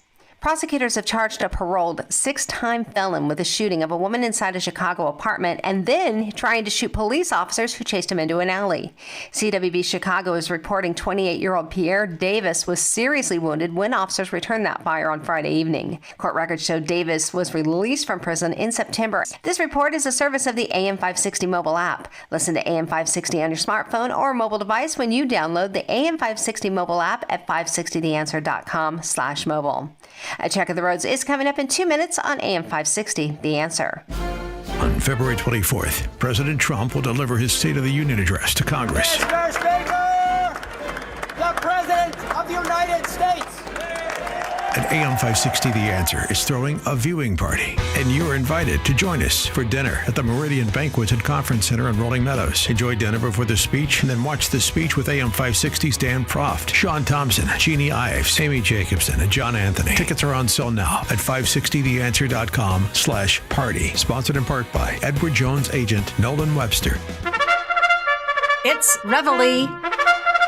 Last week at the March for Life, Vice President Vance minced no words about what abortion represents. In strong terms, he said, in the ancient pagan world, discarding children was routine. From the skeletons in brothels to the child sacrifice of the Mayans, the mark of barbarism is that we treat babies like inconveniences to be discarded rather than the blessings that they are. He continued, the March for Life is about whether we remain a civilization under God or we return to the paganism that dominated the past. The far left in this country tells our young people that marriage and children are obstacles. It's a lie. Pro-abort heads are likely exploding over VP Vance's comparison of abortion to Mayan child sacrifice. He will also likely be accused of racism for reminding people of the first century history of the culture of our neighbors south of the border. No one in such a high elected office has spoken so bravely and pointedly about abortion. To go along with VP Vance's courageous stand, last week, the Trump administration's Health and Human Services Office sent Illinois a letter threatening to withhold federal funds if the state did not take corrective action in regards to a 2016 Healthcare Rights of Conscience law. That law forces medical providers to refer for abortion, violating First Amendment rights. The legislation barely passed the legislature, with some Democrats joining every Republican in voting no. Republican Bruce Rauner, however, signed the bill, and it became law. The law has been under litigation since 2018 and currently is at the appellate court level. Illinois should recognize they're wrong and settle the case now. Not only should they do the right thing, but if Illinois doesn't retreat from the law, upwards of $20 billion in federal funds could be at risk.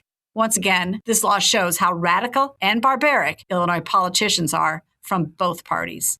I'm Jeannie Ives. Join me on The Real Story Sunday from 7 to 9 p.m. and sign up for my newsletter at breakthrough-ideas.com. 40,000 people. That's enough to pack Wrigley Field. I'm talking about 40,000 people who realized hip and knee surgery wasn't their only option. There has to be another way. Guess what? There is. They found it at QC Kinetics, an alternative to surgery. I know this because I've met these patients. They are moving better and hurting less thanks to QC Kinetics' advanced regenerative treatments. Surgery isn't always the answer. Do your research and talk with my friends at QC Kinetics. They offer natural treatments backed by real science. They will activate your body's natural healing power. Safe, natural, non-surgical. Osteoarthritis only gets worse, so don't wait. Get started this month. 40,000 people can't be wrong. Before you choose surgery, talk with QC Kinetics and tell them Dan Proft sent you. That's me. Call today, 312-827-6261. That's 312-827-6261. Once more, call QC Kinetics, 312-827-6261. File with TurboTax on Intuit Credit Karma. They help you get your biggest refund, and then they help you do more with it. Start filing today in the Credit Karma app.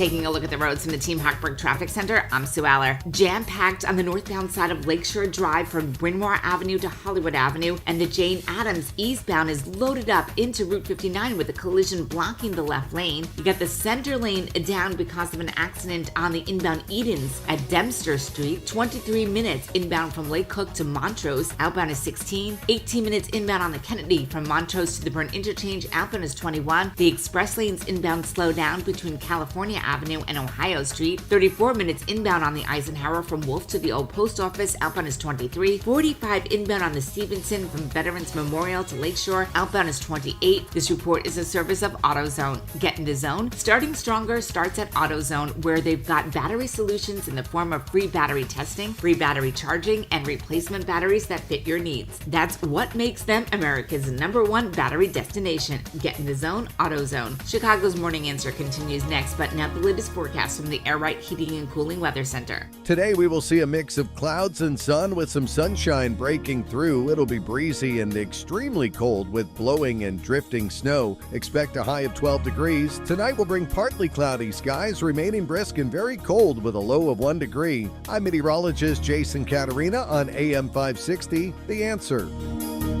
Get the latest weather, traffic, and news updates online at 560theanswer.com. This hourly segment is brought to you by Wealth Health Radio with Joe Murphy, Sundays, noon to 1. Learn more online at mwmfinancial.tax. Now, from the Signature Bank Studios. If you're looking for the latest news, insight into what it means, and the sharpest opinion, there's only one station in Chicago where you can turn, and it's this one. We're AM 560, The Answer. Top of the morning, Dan Proft here. So, back in September of last year, retired Cook County Judge Jimmy Brown wrote an op-ed for John Cass at johncassnews.com. It was entitled, "His Judgment Cometh and That Right Soon," little Shawshank Redemption rip. And it was essentially a distillation of the lawfare that had occurred under the Biden administration and how that was being reversed. Sort of a unintentionally ironic statement in the op-ed from Judge Brown included, "We have preserved despite repeated attempts to censor our speech." Well, they weren't over. Little did he know. And he goes through all the things that we know. I mean, it's basically just everything that transpired that could be under the heading of lawfare, which includes extra executive authority, extraordinary executive authority, and, for example, student loan forgiveness. And also folds in some of the things that happen at the local level under Kim Foxx and the power structure that exists in Cook County. He concluded his piece adjudicating this matter that he set up, the future of lawfare.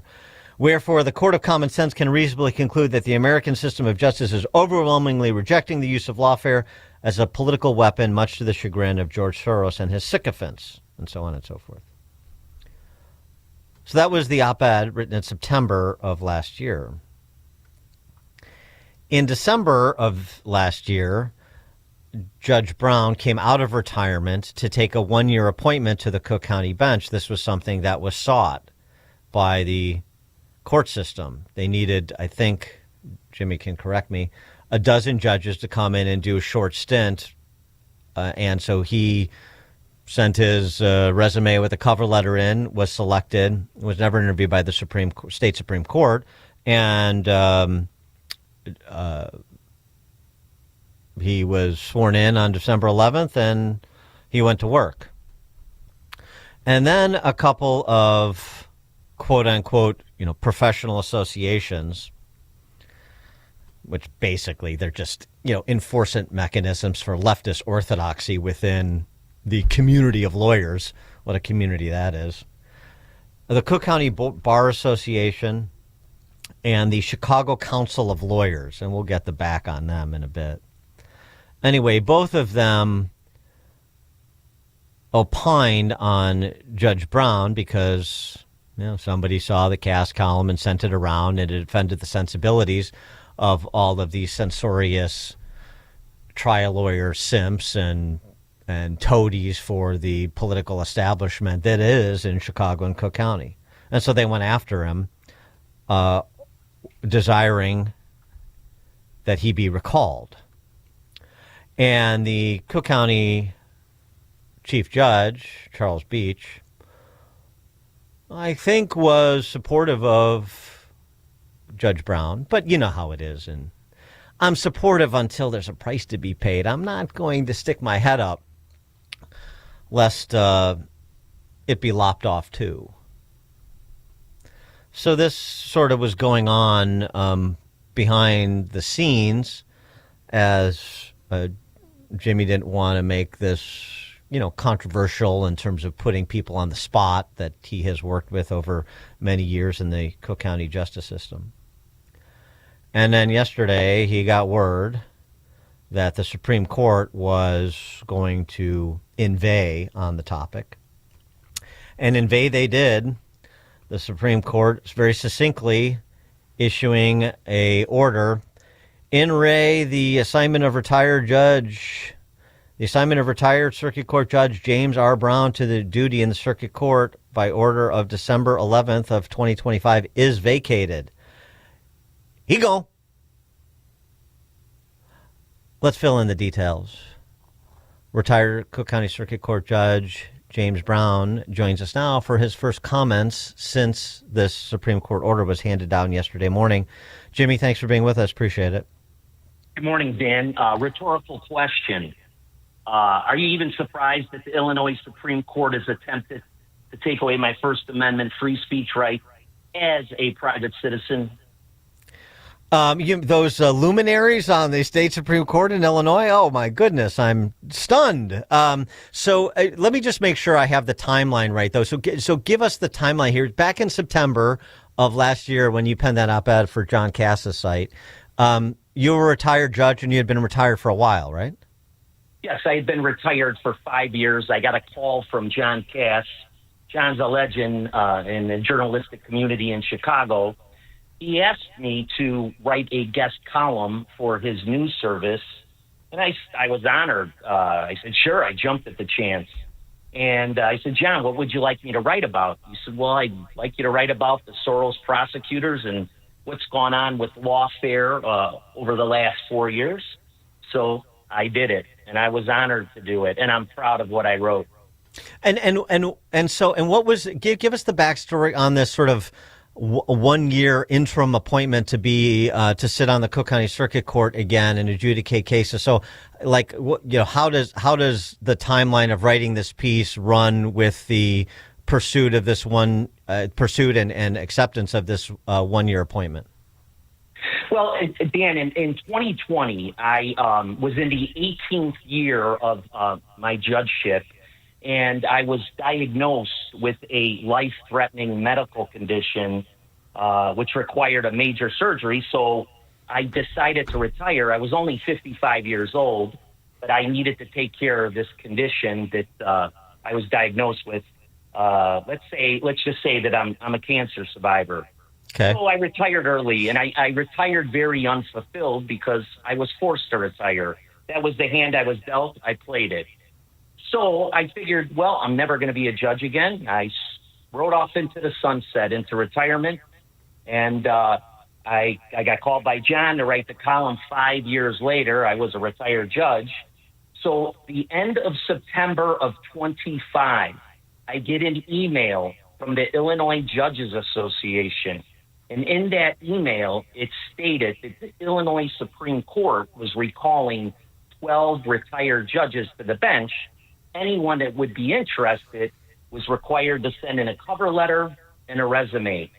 I said, oh my gosh, I have an opportunity to be a judge again and go out in a great way instead of at my own how I wanted to go out, not I was just forced to go out. Right, and just to understand, so is that unusual for the Supreme Court to offer this clarion call? We need 12 judges to spot fill for a year. Is that unusual? Yes, my recollection is that the last time the Illinois Supreme Court recalled anybody was 30 years ago. It was in the late 90s. I believe they may have recalled one judge in 2013 or somewhere in that area, but it was very unusual. And so why did they need to do that in the first place, just out of curiosity? Well, there's a shortage of judges, and there's a backlog of cases, and I thought, geez, with my experience, 18 years on the bench, 5 years away, I've reflected upon my years as 18 years as a judge. I think I had something to add to the judiciary, so I elected to come back.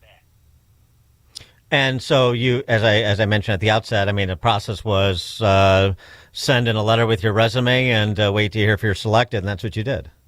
Yes. In the beginning of October, I submitted my resume and a cover letter, and I expected to be called by them for an interview. I was never called. I was wondering what was going on. I went back to my home in Scottsdale, where I spend my winters, and December 11th, I'm looking at my emails, and I see nothing else but a court order recalling me to the bench starting in 3 days. So I got the order from the Illinois Supreme Court on December 11th.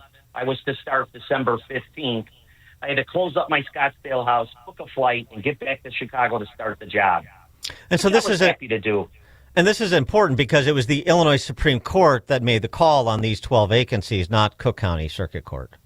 It was the Illinois Supreme Court, the 3 justices from Cook County that are on the Illinois Supreme Court. That is correct. So those 3 justices select you, doing whatever due diligence they did or didn't do. And then a few weeks later, these lawyers' associations start chirping about this op-ed that you wrote for Cass. And so give us the backstory on those 2 lawyers' associations. And you know, essentially their complaint was, I mean, from the letters, which I've read, is basically we disagree with your take on lawfare in the Biden administration. I mean, that was basically it. That's correct. And the Cook County Bar Association had evaluated me 3 separate times in my initial 18 years on the bench and found me qualified and recommended me for retention each time. And the Chicago Council of Lawyers, who jumped on the Cook County Bar Association's bandwagon, when they evaluated me, they said this, and I quote, "Judge Brown is considered to be a diligent judge with a good demeanor. He is reported to be prompt in starting his call and is praised for being fair to all parties. The Chicago Council of Lawyers finds Judge Brown qualified for retention to his current position." So for at the Chicago Bar Association, the Chicago Bar Association, in their evaluation of me, said Judge Brown, and I quote, "Judge Brown received praise from defense attorneys and prosecutors for his knowledge of the law, legal ability, and punctuality." So for 18 years, you were found to be qualified, praised roundly by all of these lawyers' associations. And then all of a sudden, you were found to be unqualified and a threat to the justice system. And the Supreme Court has to intervene and remove this man immediately. Golly gee, why would that be? Well, conservatives, I don't think, are welcome on the Cook County judiciary. That's my conclusion. Oh, no, Judge Brown. No, we can't have politics introducing its ugly head into the adjudication of justice, despite the fact that all of these hacks that were essentially appointed by Madigan and Burke are on a ballot with a D next to their name. But oh, heavens to Betsy, politics, political viewpoints, and you were a private citizen for 5 frickin' years. You were off the bench, never thinking you were going back. But regardless, of course, everybody has political opinions, and you just expressed yours. It had nothing to do with any case, a past or future. Yeah, that's exactly succinctly put, Dan. And I would add this. When my robe went on, my politics were left at the door. And what guided me was my oath the applicable law and the facts of the case and nothing else.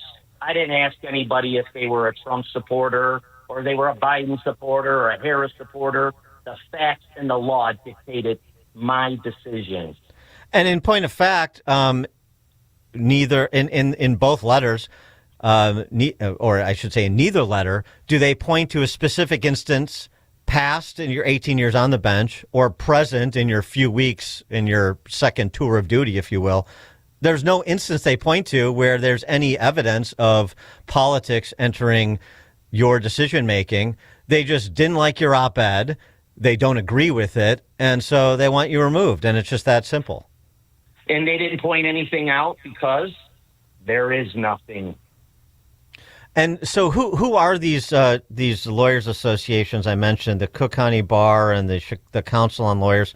Who are these people? I mean, I have an idea, but you tell us. Well, I'll say this. The Chief Justice of the Illinois Supreme Court, currently, Justice P. Scott Neville, he was the past president of the Cook County Bar Association in 1997 and 1998.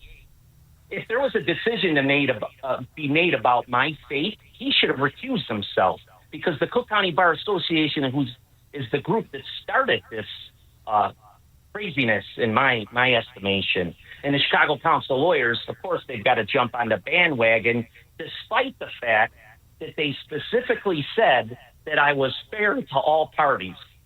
I mean, you couldn't write a movie with this script.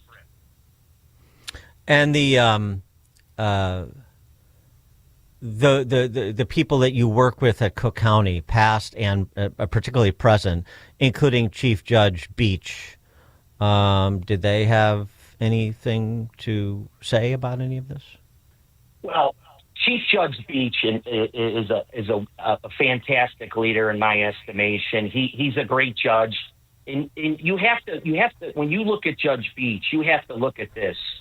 He inherited a mess. The prior chief judge left him a mess, and he's digging himself out of a hole, in a sense, because it's a mess. And I have a great respect and admiration for Judge Beach. He's working hard and he's trying hard. And another judge there, supervising judge, Judge Tom Cianis, outstanding jurist. They're working hard to straighten things out there. And trust me, it needs straightening out. The place is a mess. I'm hearing DUI cases on Zoom.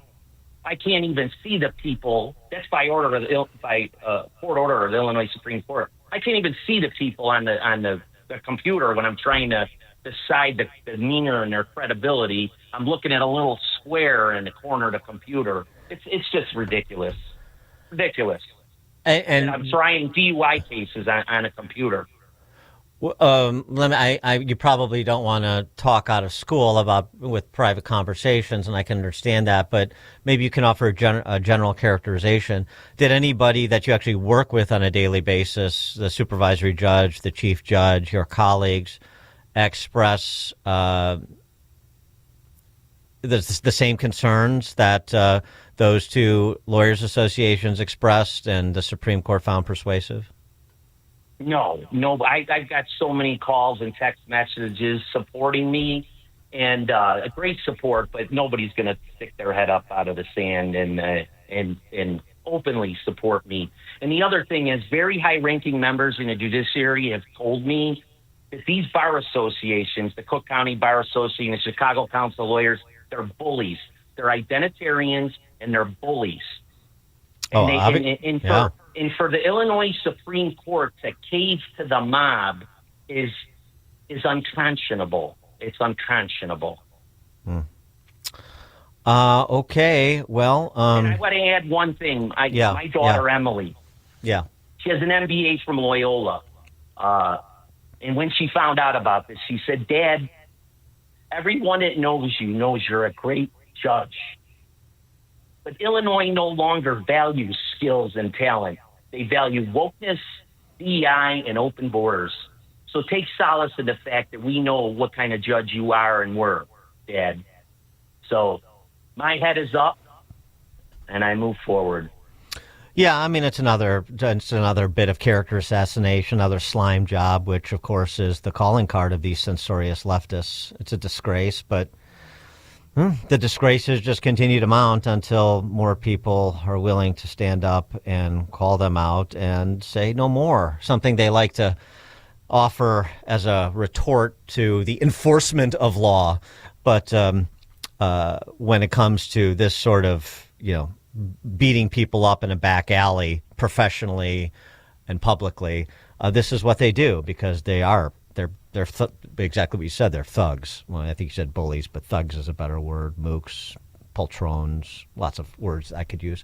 Judge Jimmy Brown, we'll continue to watch the fallout of this and see if there may be opportunities for a reckoning here. I don't want to let the Supreme Court, state Supreme Court, and these lawyers associations off. We do appreciate you coming on and distilling everything that occurred here. This is an important case, so hopefully this gets more attention and you continue to just lay out the facts. Thank you, Dan. Thank you for all that you do.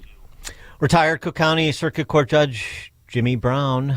All right, coming up at, and we will stay on that case, by the way. I'm telling you that right now. Coming up at 8:08, we'll return to the scene in Minneapolis when our friend John Hinderaker, president of the Center for the American Experiment, contributor to Powerline, powerlineblog.com. He is on the ground there. That's his base of operations. John Hinderaker at 8:08. And then at the bottom of the hour, we'll talk to Katie Glendaniel, the director of legal affairs for the Susan B. Anthony Pro-Life America organization, about the March for Life that was not covered but did happen last week. It's now 8 o'clock on AM 560 WIND. The First Lady wants Americans to unite. I'm Dave Anthony, Fox News. After all the protests and anger in Minnesota over immigration enforcement raids and shootings, Melania Trump tells Fox this morning, I'm against the violence, so if you protest in peace. And we need to unify in these times. President Trump has put Border Czar Tom Homan in charge of operations now in Minnesota. Border Patrol Commander Greg Bovino is leaving along with other agents, which is what Democratic leaders in the state have been demanding. The president had phone calls with the governor and Minneapolis mayor. Homan operates differently than Bovino, whose aggressive tactics are considered more aligned with DHS Secretary Kristi Noem and top White House advisor Stephen Miller. Fox's Matt Finn in Minneapolis. DHS tells Fox it is reviewing body camera video from officers involved in the shooting death of Alex Preddy on Saturday. Preddy was seen using a cell phone video to take video and was getting near immigration agents. DHS is also investigating the possibility that the gun Preddy had on him, which video appears to show an officer removing, may have accidentally fired after Preddy was on the ground. We have an update on the protests in Iran calling for regime change amid economic turmoil. They were stopped by security forces, and a U.S. human rights group now says that crackdown left more than 6,200 protesters dead. The storm cleanup continues from New Mexico all the way to Maine. 18 states got a foot of snow, and the South got a lot of thick ice. We've got a long way to go, and we know that. Mississippi Governor Tate Reeves tells Fox they keep trying to restore power. It hasn't gotten above freezing since sometime Saturday. And so that's really creating some challenges. We have a real opportunity today. We are anticipating that we may have a couple of 3 hours this afternoon in which we have both sunlight as well as temperatures slightly above freezing. There are still 140,000 power outages in Mississippi, even more in Tennessee. Airlines have also canceled more than 1,400 flights again today. America's listening to Fox News. WIND, Chicago. Good morning. It is 13 degrees here in Chicago on AM 560 The Answer. I'm Stace Keene in the QC Kinetics newsroom. A Gary Elementary School teacher's post on social media is getting heat from parents. The teacher's post was a comment with just 2 words, "Go ICE," that were written in response to a post about immigration. More than 100 parents and community members filled the West Chicago City Council chambers expressing their frustration at the post. West Chicago Mayor Daniel Bovee says he invited the protesters to the City Council building rather than having them at the school. A statement from School Superintendent Christina Davis says the teacher had initially tendered his resignation but later rescinded it. He's been placed on administrative leave pending an investigation. A meeting regarding a proposed data center in Barrington has been canceled after developers withdrew from that meeting. According to a statement from village officials, a meeting of the Special Plan Committee was set for February, but it's now been canceled. It's unknown if the developers are postponing the meeting or if they are pulling out of the deal entirely. And a taxpayer advocacy group is warning local governments could be using tax dollars to promote increased proposals. Greg Bishop reports. AFP Illinois Deputy Director Brian Costin says at a taxpayer cost of $80,000, Township High School District 214 in Arlington Heights conducted political-style polling designed to test messaging and measure voter sentiment ahead of a potential property tax increase referendum. Costin warned similar things could be happening elsewhere. In some of these cases before, there's not a lot of avenue for citizens to do anything about it. It's supposedly illegal. Sometimes they cross the line, sometimes they don't. This report is a service of AlmostFreeTeeth.com. Big savings on full mouth dental implants are here at AlmostFreeTeeth.com. Medical insurance can make what used to cost a fortune surprisingly affordable. Don't wait. Take the 60-second quiz to see if you qualify at AlmostFreeTeeth.com. A check of the roads is coming up in 2 minutes, but time now for the AM 560 Business Beat, a service of Signature Bank. I'm Charles Payne, and this is the Fox Business Report. President Trump is threatening 25% tariffs on South Korea because its legislature still hasn't approved the 15% reached with the U.S. in an agreement in October. India and the European Union have reached a free trade agreement. It's expected to double EU products to India in the next 6 years. Boeing shares are up more than 1%. Its quarter top forecast, it's delivering more planes, and CEO Kelly Ortberg says Boeing has set the foundation to keep momentum going in the year ahead. General Motors' quarter was better than expected, even with large expenses to pull back its electric vehicle business, which resulted in a loss. GM shares are higher. UPS also reported an upbeat quarter, and UPS shares are gaining. That's your Fox Business Report. I'm Ginny Cosola, invested in you. On February 24th, President Trump will deliver his State of the Union address to Congress. Mr. Speaker, the President of the United States. At AM 560, The Answer is throwing a viewing party, and you're invited to join us for dinner at the Meridian Banquets and Conference Center in Rolling Meadows. Enjoy dinner before the speech, and then watch the speech with AM 560's Dan Proft, Sean Thompson, Jeannie Ives, Amy Jacobson, and John Anthony. Tickets are on sale now at 560theanswer.com/party. Sponsored in part by Stephen A. Leahy with Opum Tax Advocates. If you or someone you love are getting high quotes for dental implants, visit almostfreeteeth.com today. With a medical PPO insurance plan, it's possible to save 90% off on average to be able to smile again. Check if you qualify now at almostfreeteeth.com. Chicagoland certified financial planning professional Tim Stearns discusses taxes in retirement. Most people are paying more in taxes and keeping less of their money to live and do what they enjoy. That's why we've put out the retirement tax bill calculator online. You can see with your own eyes just how much you might be overpaying. It's a valuable tool, $500 value, but we made it free for you to view and run your own numbers at MVPCFP.com. That's MVPCFP.com. To run your retirement tax bill calculator, go to MVPCFP.com. Investment advisory services offered through Cornerstone Securities, LLC.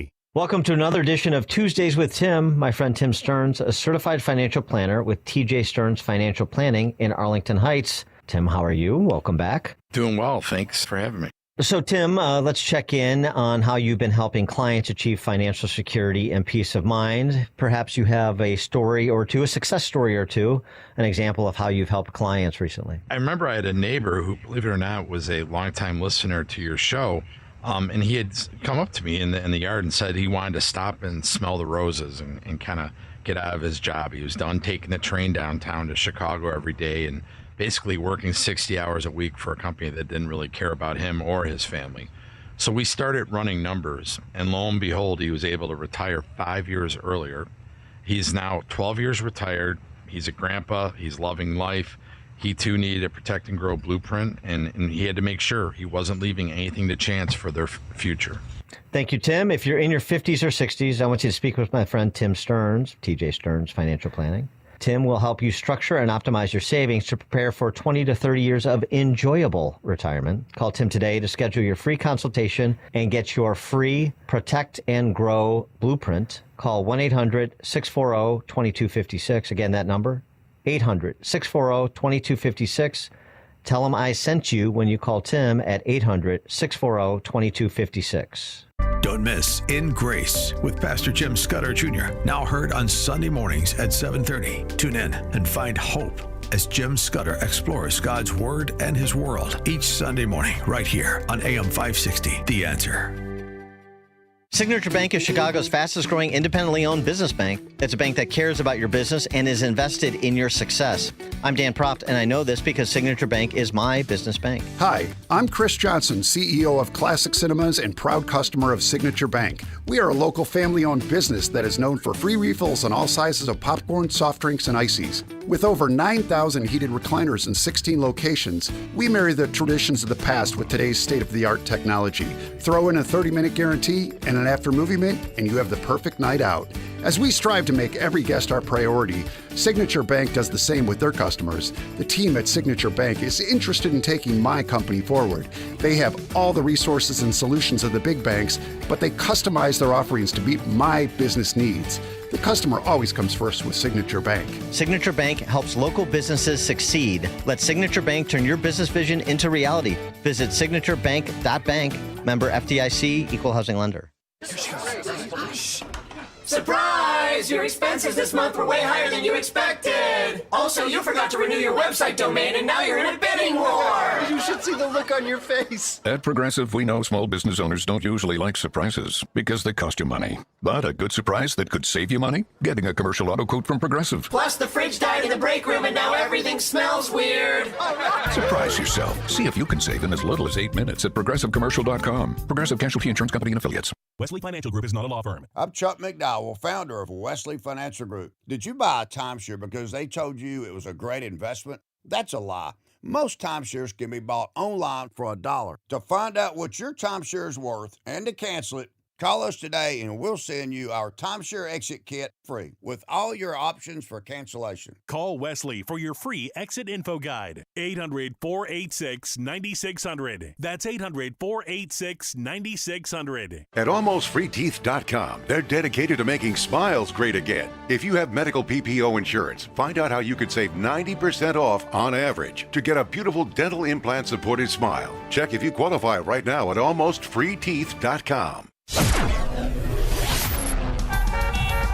Taking a look at the roads from the Team Hackberg Traffic Center, I'm Sue Aller. Jam-packed northbound on Lakeshore Drive between Bryn Mawr Avenue and Hollywood Avenue. The Jane Addams completely stop and go with an accident taking out the left lane at Route 59. You also have a crash on I-57 inbound right after Halstead Street. You have a collision on the Edens. It's off on the shoulder on the outbound side at Niles Center Road. The Kennedy inbound from Montrose to the Burn Interchange, 23 minutes. Outbound is 27, but the express lanes stop and go between the Edens and Ohio Street. Watch out for a collision on the Eisenhower inbound and Austin Boulevard, slowing you down. And on the Stevenson inbound at Harlem Avenue, there's another accident. 59 minutes from Veterans Memorial to Lakeshore. Outbound is 32. This report is a service of the AM 560 store. Order t-shirts, hoodies, and more from your favorite AM 560 brands, including Proft University and the Sean Thompson Show when you go to 560theanswer.com/store. Chicago's Morning Answer continues next, but now the latest forecast from the Air Right Heating and Cooling Weather Center. Today, expect clouds to give way to some sunshine, but it will remain breezy and frigid with blowing and drifting snow. The high temperature will reach 12 degrees. Tonight will be partly cloudy, brisk, and very cold with a low of 1 degree. Tomorrow will bring bitterly cold conditions with a mix of clouds and sun, and the high temperature will be 15 degrees. I'm meteorologist Jason Caterina on AM 560, The Answer. Get the latest weather, traffic, and news updates online at 560theanswer.com. Now, from the Signature Bank Studios. This is Chicago's Morning Answer with Dan Proft on AM 560, The Answer.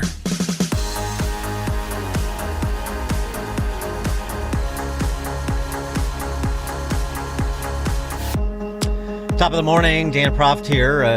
Yesterday, Caroline Leavitt, on behalf of the president, offered these remarks in response to the fallout from the Alex Preddy shooting over the weekend, shooting death of Alex Preddy. This is what the White House spokeswoman had to say. I would also like to address the chaotic scenes in Minnesota over the weekend. Nobody in the White House, including President Trump, wants to see people getting hurt or killed in America's streets. This includes Renee Good, Alex Preddy, the brave men and women of federal law enforcement, and the many Americans who have been victimized at the hands of illegal alien criminals. Saturday's shooting remains under active investigation by Homeland Security Investigations and the FBI. The Customs and Border Protection is also conducting their own internal review.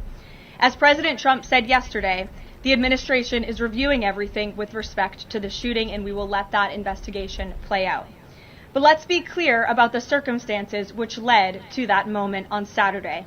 This tragedy occurred as a result of a deliberate and hostile resistance by Democrat leaders in Minnesota. And that's what House Majority Leader Steve Scalise also pointed to in a conversation with Maria Bartiromo yesterday, that, you know, there is this local leadership or lack thereof problem in Minnesota that is somewhat distinct from the rest of the nation, although I don't think it's the void of leadership at the state and local level that's so unique as compared to Chicago and Illinois or L.A. and California or Portland and Oregon. I think it has a lot to do with the infrastructure that's been built there, as we discussed earlier, but nonetheless, Scalise.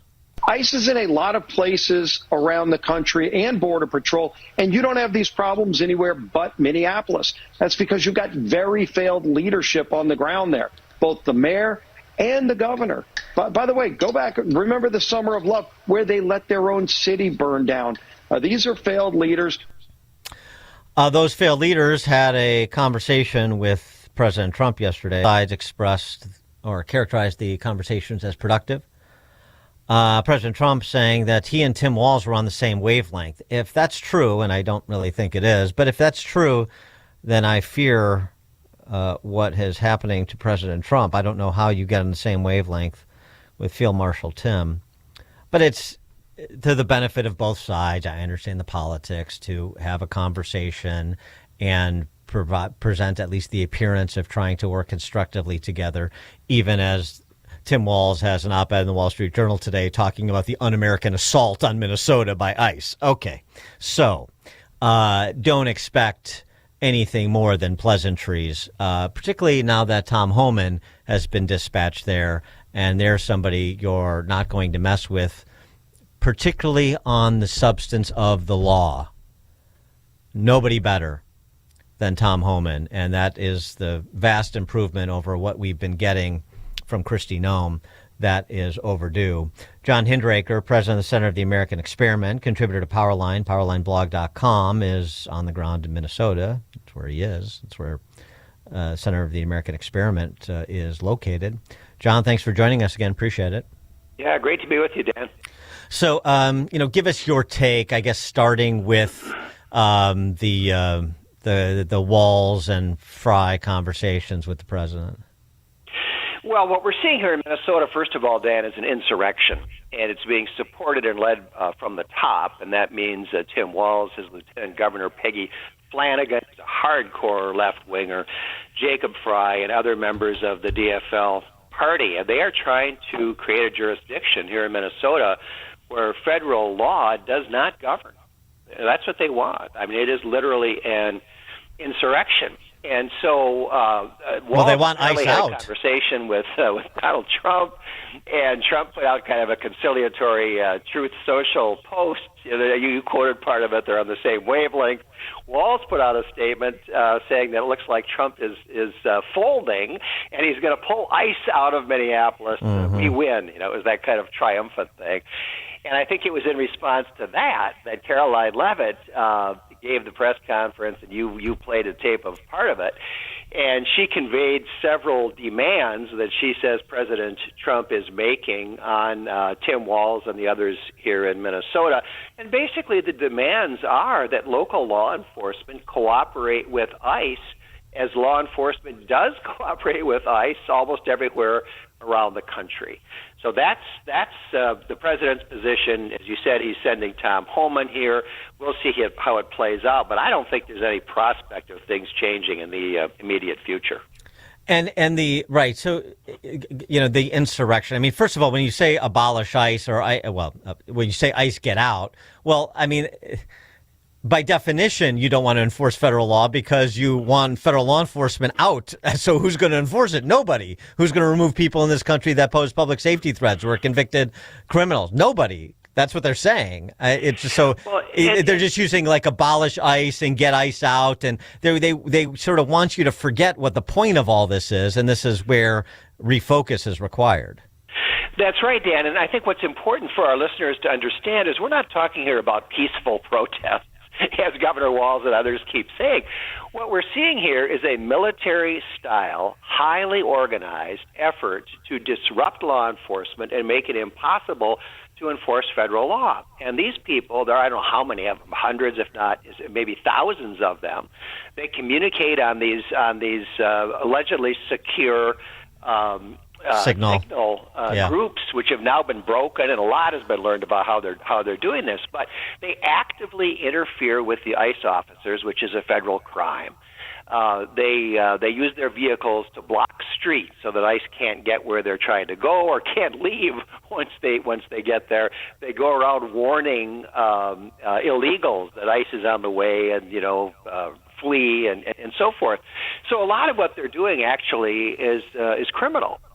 And this applies to that biting guy, off Alex fingers, Reddy, who got shot on Saturday. He committed multiple crimes, and in the end, resisting arrest and foolishly fighting with multiple federal law enforcement folks while being armed. It's unbelievable. Well, right. That's what led to his getting shot. Right. I mean, the whole thing, it got lost in part. I mean, it's so frustrating because of Kristi Noem and the Kristi Noem's communication and some of the others too. But the bottom line is, I don't know. I have no reason to believe that Alex Preddy was a bad guy. So I'm just looking at his behavior. And his behavior was he interfered between an officer and a suspect, then resisted arrest. And now we see new video that was out yesterday that's got more of a straight on shot with ICE officers surrounding him. Now, this isn't necessarily dispositive. The good news apparently is that there were several ICE officers who had body cameras that were active. So we're going to see more video at some point.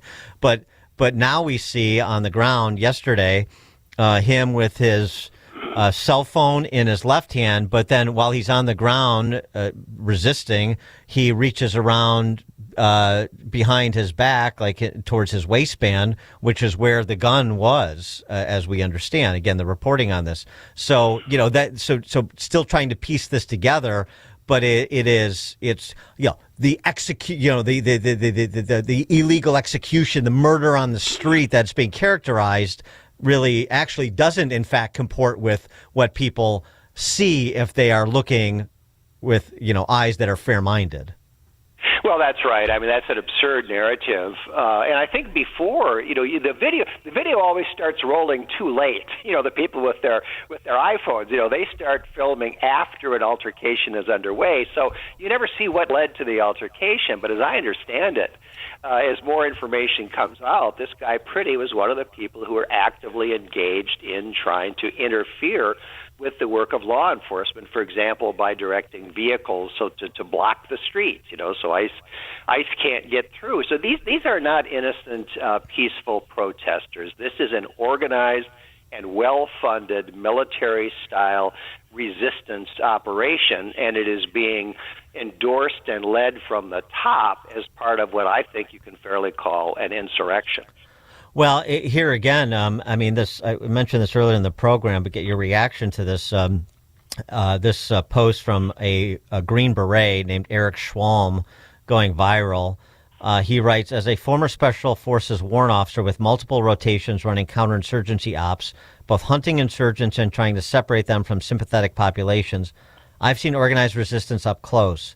From Anbar to Helmand, the pattern is familiar. Spotters, cutouts, dead drops, or modern equivalents, discipline comms, role specialization, and a willingness to absorb casualties while bleeding the stronger force slowly. And he goes on to provide more detail in terms of the parallels between what we're all seeing in terms of the physical evidence being publicized, and he takes these puzzle pieces and puts them together and says, this is very similar to what I saw in theaters of battle where we're doing counterinsurgency ops, and you don't address this through de-escalation. That's not going to work, because you de-escalate doesn't mean they will.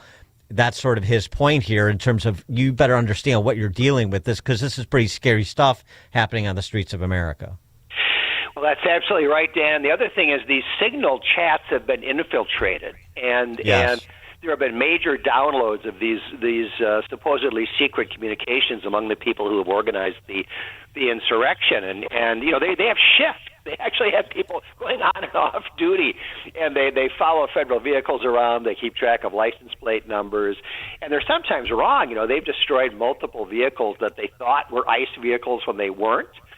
They attacked somebody who was a federal prison employee, mistakenly thinking that he was an ICE officer. They go to hotels where they think ICE people are staying. I have no idea if they're right or wrong, and they smash windows and they spray paint obscenities. They assault people. One ICE officer yesterday had part of a finger bitten off by one of these people. I mean, this is no peaceful protest. This is an insurrection. It's a military-style effort, and as you say, it's analogous to insurrections we've seen in various places in the Third World. That was a mostly peaceful bite, though, the finger that got bit. John, so what about the fraud piece of this, too? Because in his Truth Social post, Trump also sort of reframed, I haven't forgotten about the $9 to $19 billion in alleged fraud. Dr. Oz was on site looking at that Griggs Midway building, filming that Griggs Midway building, and all these home health care companies there billing Medicaid $400 million. Bessent is talking about it. And Patel is talking about following the money, Cash is, with respect to the organized insurrection, as you called it. What is your sense about the investigation subpoenas being issued to Ellison, to Fry, to Walz? The investigation into the fraud piece of this, do you see this advancing? Well, I sure hope so, Dan. I think part of what's going on here is that the Democrats are trying to drive fraud off the front pages of the newspapers by mounting this insurrection, and they've succeeded in that. Everybody's kind of forgotten about the frauds because they're focused on what's happening in the streets, and I think that's a big part of the intent. Tim Walz was forced. He wanted to run for re-election. He announced, he filed, to run for a third term, but the National Democratic Party forced him out of the race, and they substituted Amy Klobuchar, currently a senator, I'm sure against her will. She's coming back to Minnesota now to run for governor, and they did that because the fraud facts are so bad, they're so terrible. We're talking about $10 billion or more stolen from taxpayers on Tim Walz's watch, that they thought it was untenable for Walz to run for re-election. So what I want to see happen is for the streets to quiet down and let's start talking about the frauds again. I want to get your local knowledge on this other matter that's really being played out by the D.C. press corps for obvious reasons. This Chris Medell, a Republican candidate for governor, who dropped his bid for governor, saying he could no longer run under the Republican banner because this situation is out of control on the ground with ICE or something like that. Can you give us the backstory on him?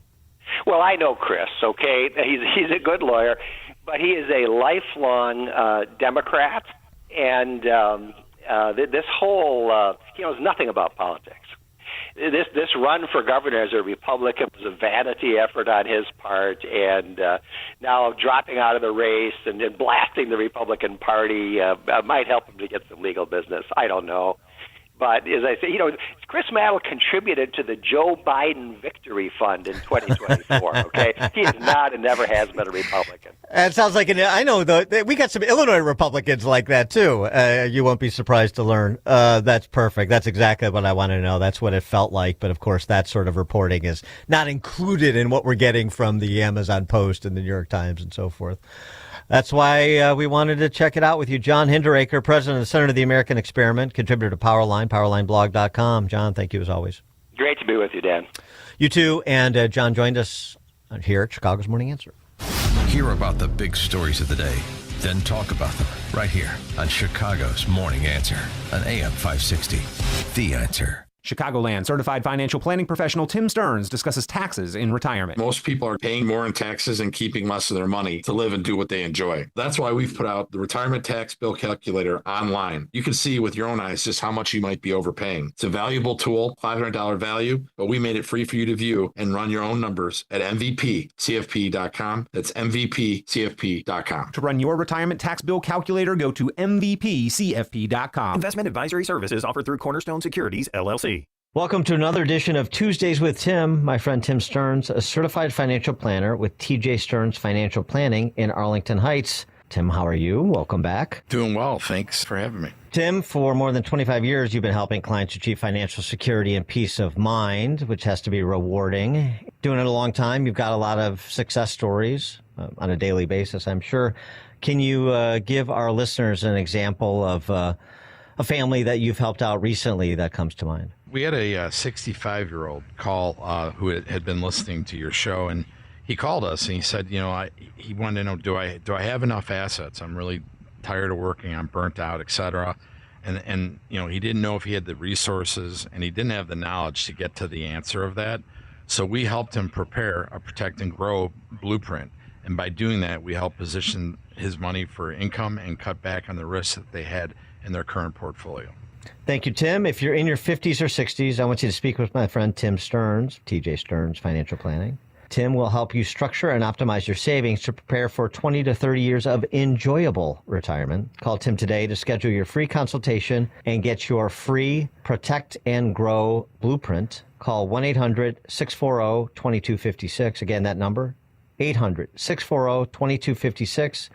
Tell him I sent you when you call Tim at 800-640-2256. The following is presented by Retirement Income Strategies Pro. Listen up, Illinois. Here they are, the top 3 reasons no one is planning for long-term care. Number 3, I'm healthy. I'm not going to need it. Folks, I hate to burst your bubble, but longtermcare.gov says that an astounding 70% of us age 65 and over will need care. Number 2, Medicare pays for that, right? Wrong. Medicare is health insurance and does not cover custodial care, which is long-term care. So unless you want to spend down your personal savings, you need a plan. And the number one reason people don't plan for long-term care? My spouse or kids are going to take care of me. Folks, I urge you to reconsider if that's what you're thinking. Don't do that to your kids. Wouldn't you rather leave a legacy for your family and not a burden? Call today and get your free long-term care survival kit. Wait till you see all the options you have. Johnny, tell them how to get their kit. Just call Certified Senior Advisor Mark Kohler, 844-619-7233. That's 844-619-SAFE. This is an urgent announcement for anyone that's $10,000 or more in debt. Before you make another minimum payment, you need to know there are special programs that can completely free you of your debt. Total Financial Freedom can help you become debt-free in months instead of years. Resolve your credit card debt, signature loans, department store cards, internet loans, and timeshares. Call now at 800-533-6605 for a free consultation. For 17 years, Total Financial Freedom has helped thousands get out of debt. You can feel confident when calling because Total Financial Freedom is A+ rated by the Better Business Bureau and a Christian-owned company. Don't get stuck in the endless cycle of payments. You have the right to get your debt resolved and substantially reduce your monthly payments. Call Christian-owned Total Financial Freedom now at 800-533-6605. That's 800-533-6605. 800-533-6605. Did you know most remodeling mishaps start before construction even begins? Here's something else you should know. At Forever Remodeling, we do things differently. Every kitchen, bathroom, and basement project starts with smart planning, detailed 3D designs, a clear scope of work, and accurate pricing, all sorted out before you get started. No surprises, no stress, just beautiful results, done right the first time. Visit foreverremodeling.com. That's the number 4, EVER, remodeling.com, and schedule your free in-home consultation today. If the server asks you how you would like your steak cooked and you respond, on the grill, you might need a better night's sleep. People are loving Penny Mustard's line of double-sided memory foam mattresses. If you apologize to the chair you just bumped into, you might need a better night's sleep. Made in Wisconsin and built to last 45% longer than the average memory foam mattress. If you make small talk with your chiropractor and ask what they do for a living, Insanely comfortable, exclusive, double-sided memory foam developed by the sleep geniuses at Penny Mustard. If you tried pinching and expanding the page of a magazine. Offering zero-gravity sleep positioning. And backed by a 1-year comfort guarantee. If the cashier says, "Have a great day," and you respond, "No, thank you," you might need a better night's sleep. And a better night's sleep starts at Penny Mustard Furnishings. Find a showroom near you at pennymustard.com. Better versions of the sleep people want. Penny Mustard Furnishing.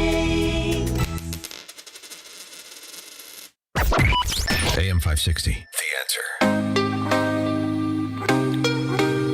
Coming up at 8:38, Katie Glendaniel is the Director of Legal Affairs for Susan B. Anthony Pro-Life America, will be joined by her to discuss the March for Life over the weekend and J.D. Vance's remarks, as well as, this is particularly relevant to Illinois now because of the euthanasia law signed by Governor Jelly Belly.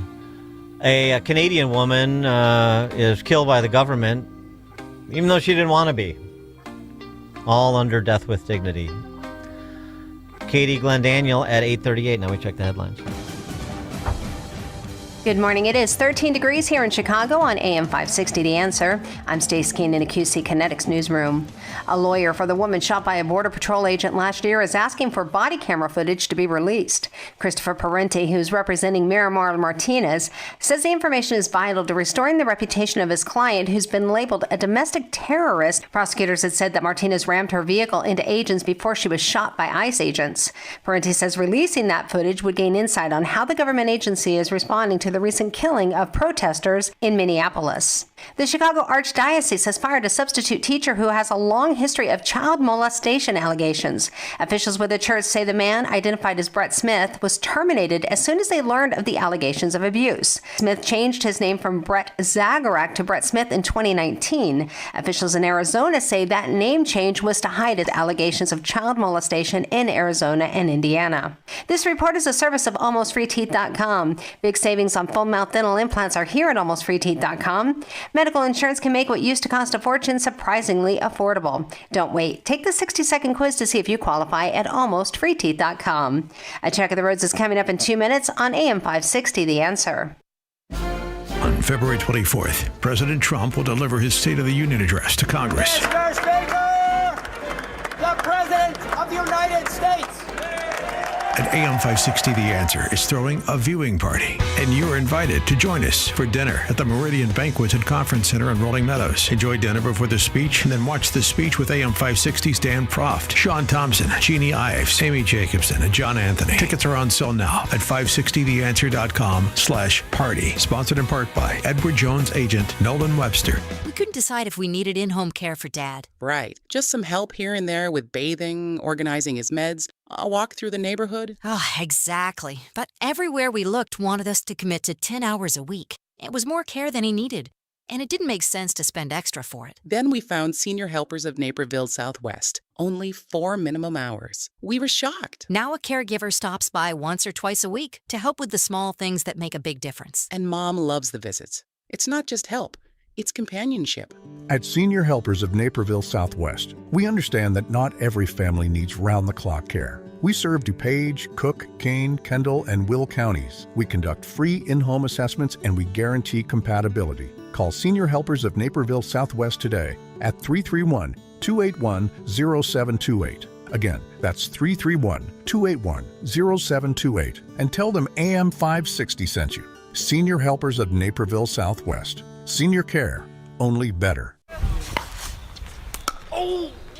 If you're over 65 and struggling with knee pain, Joint Relief Institute offers a guaranteed way to treat it. It's non-surgical and often covered by Medicare and private insurance. It's JRI's Joint Arthritis Treatment, knee lubrication placement that's so accurate it's 100% guaranteed and can relieve your knee and shoulder pain in 10 minutes or less. Book your risk-free consultation today and get back to walking, golfing, pickleball to cycling without pain or medication. Call 708-315-6800. Meet the provider, get an x-ray and joint consultation. Why wait? JRI has treated over 30,000 Chicagoans and performed over 400,000 procedures. You could be next. Over 5,000 five-star Google reviews can't be wrong. Stop living in pain. Call the Joint Relief Institute today, 708-315-6800, or visit jointreliefinstitute.com. Locations in Glenview, Oak Brook, and Orland Park. That's 708-315-6800 for the Joint Relief Institute. Medicare and most private insurance plans accepted. Does your company exhibit at trade shows?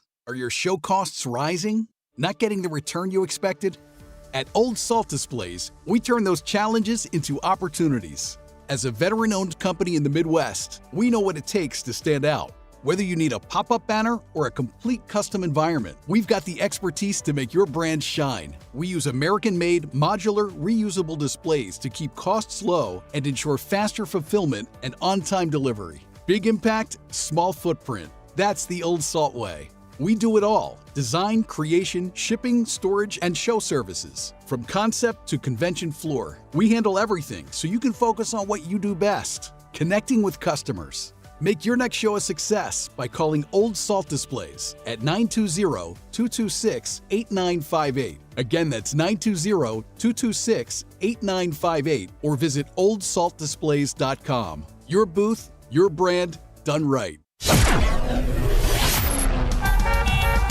Taking a look at the roads from the Team Hochberg Traffic Center, I'm Sue Aller. What a complete mess on Lakeshore Drive northbound, hitting those brakes between Foster Avenue and Hollywood Avenue. On the Bishop Ford, you have two collisions. The first one is on the right shoulder inbound at Sibley Boulevard. Then another one blocks the right lane on the outbound side just north of 8094, so expect delays both ways. The Dan Ryan, you're dealing with a stall south of Cermak Road. That one has the right lane blocked. And the Eisenhower inbound, there's a crash on the left shoulder at Irving Park Road. You also have really heavy delays on the Kennedy outbound with an accident blocking the center lane at River Road. This report is sponsored by Dairy Queen. Whoever said opposites attract are definitely talking about the new spicy menu at DQ. Spicy flamethrower chicken strips served with a dip of sweet DQ soft serve. Sounds wrong, but tastes so right. The new spicy menu at DQ. Happy, tastes good. For a limited time at participating locations. Chicago's Morning Answer continues next, but now the latest forecast from the Airrite Heating and Cooling Weather Center. Today we will see a mix of clouds and sun with some sunshine breaking through. It'll be breezy and extremely cold with blowing and drifting snow. Expect a high of 12 degrees. Tonight will bring partly cloudy skies, remaining brisk and very cold with a low of 1 degree. I'm meteorologist Jason Caterina on AM 560, The Answer.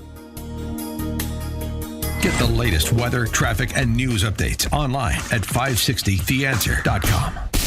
Now, from the Signature Bank Studios. On February 24th, President Trump will deliver his State of the Union address to Congress, and AM 560 The Answer is throwing a viewing party. Tickets are on sale now at 560theanswer.com/party. Top of the morning, Dan Proft here, and J.D. Vance was there in Washington, D.C. for the March for Life, where he spoke in no uncertain terms about the sanctity of life and the left's ghoulish obsession with death, both after conception as well as end of life. And we'll cover both topics. But first, let's start with unborn life and J.D. Vance. From the skeletons in brothels to the child sacrifice of the Mayans, the mark of barbarism is that we treat babies like inconveniences to be discarded rather than the blessings to cherish that they are. But the inheritance of our civilization is something else. The fact that, as Scripture tells us, each life is fearfully and wonderfully made by our Creator.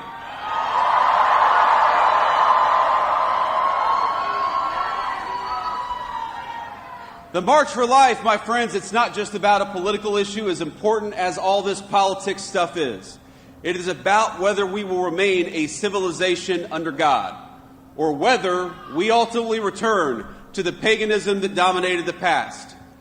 Today, the far left in this country tells our young people that marriage and children are obstacles, that it's irresponsible, even immoral because of climate change or some other reason, to encourage our young people to raise a family. They tell us that life itself is a burden. But we here at this march, we know that it's a lie.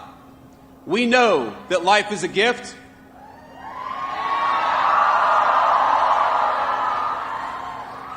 We know that babies are precious because we know them and we love them and we see the way that they can transform our families.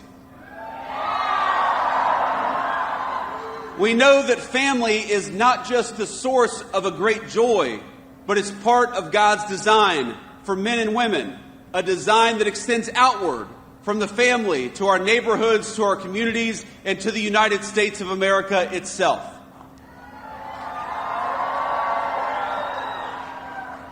And we here know, that treating everyone with dignity isn't always easy. It's not always convenient, but it's the right thing to do. We know that the people telling our young men and women that discarding family and children is a form of liberation, we know that those people are telling a lie. And so, to our fellow Americans, we march in part to serve as a witness. To our fellow Americans, we say, you're never going to find great meaning in a cubicle or in front of a computer screen. But you will find great meaning if you dedicate yourself to the creation and sustenance of human life.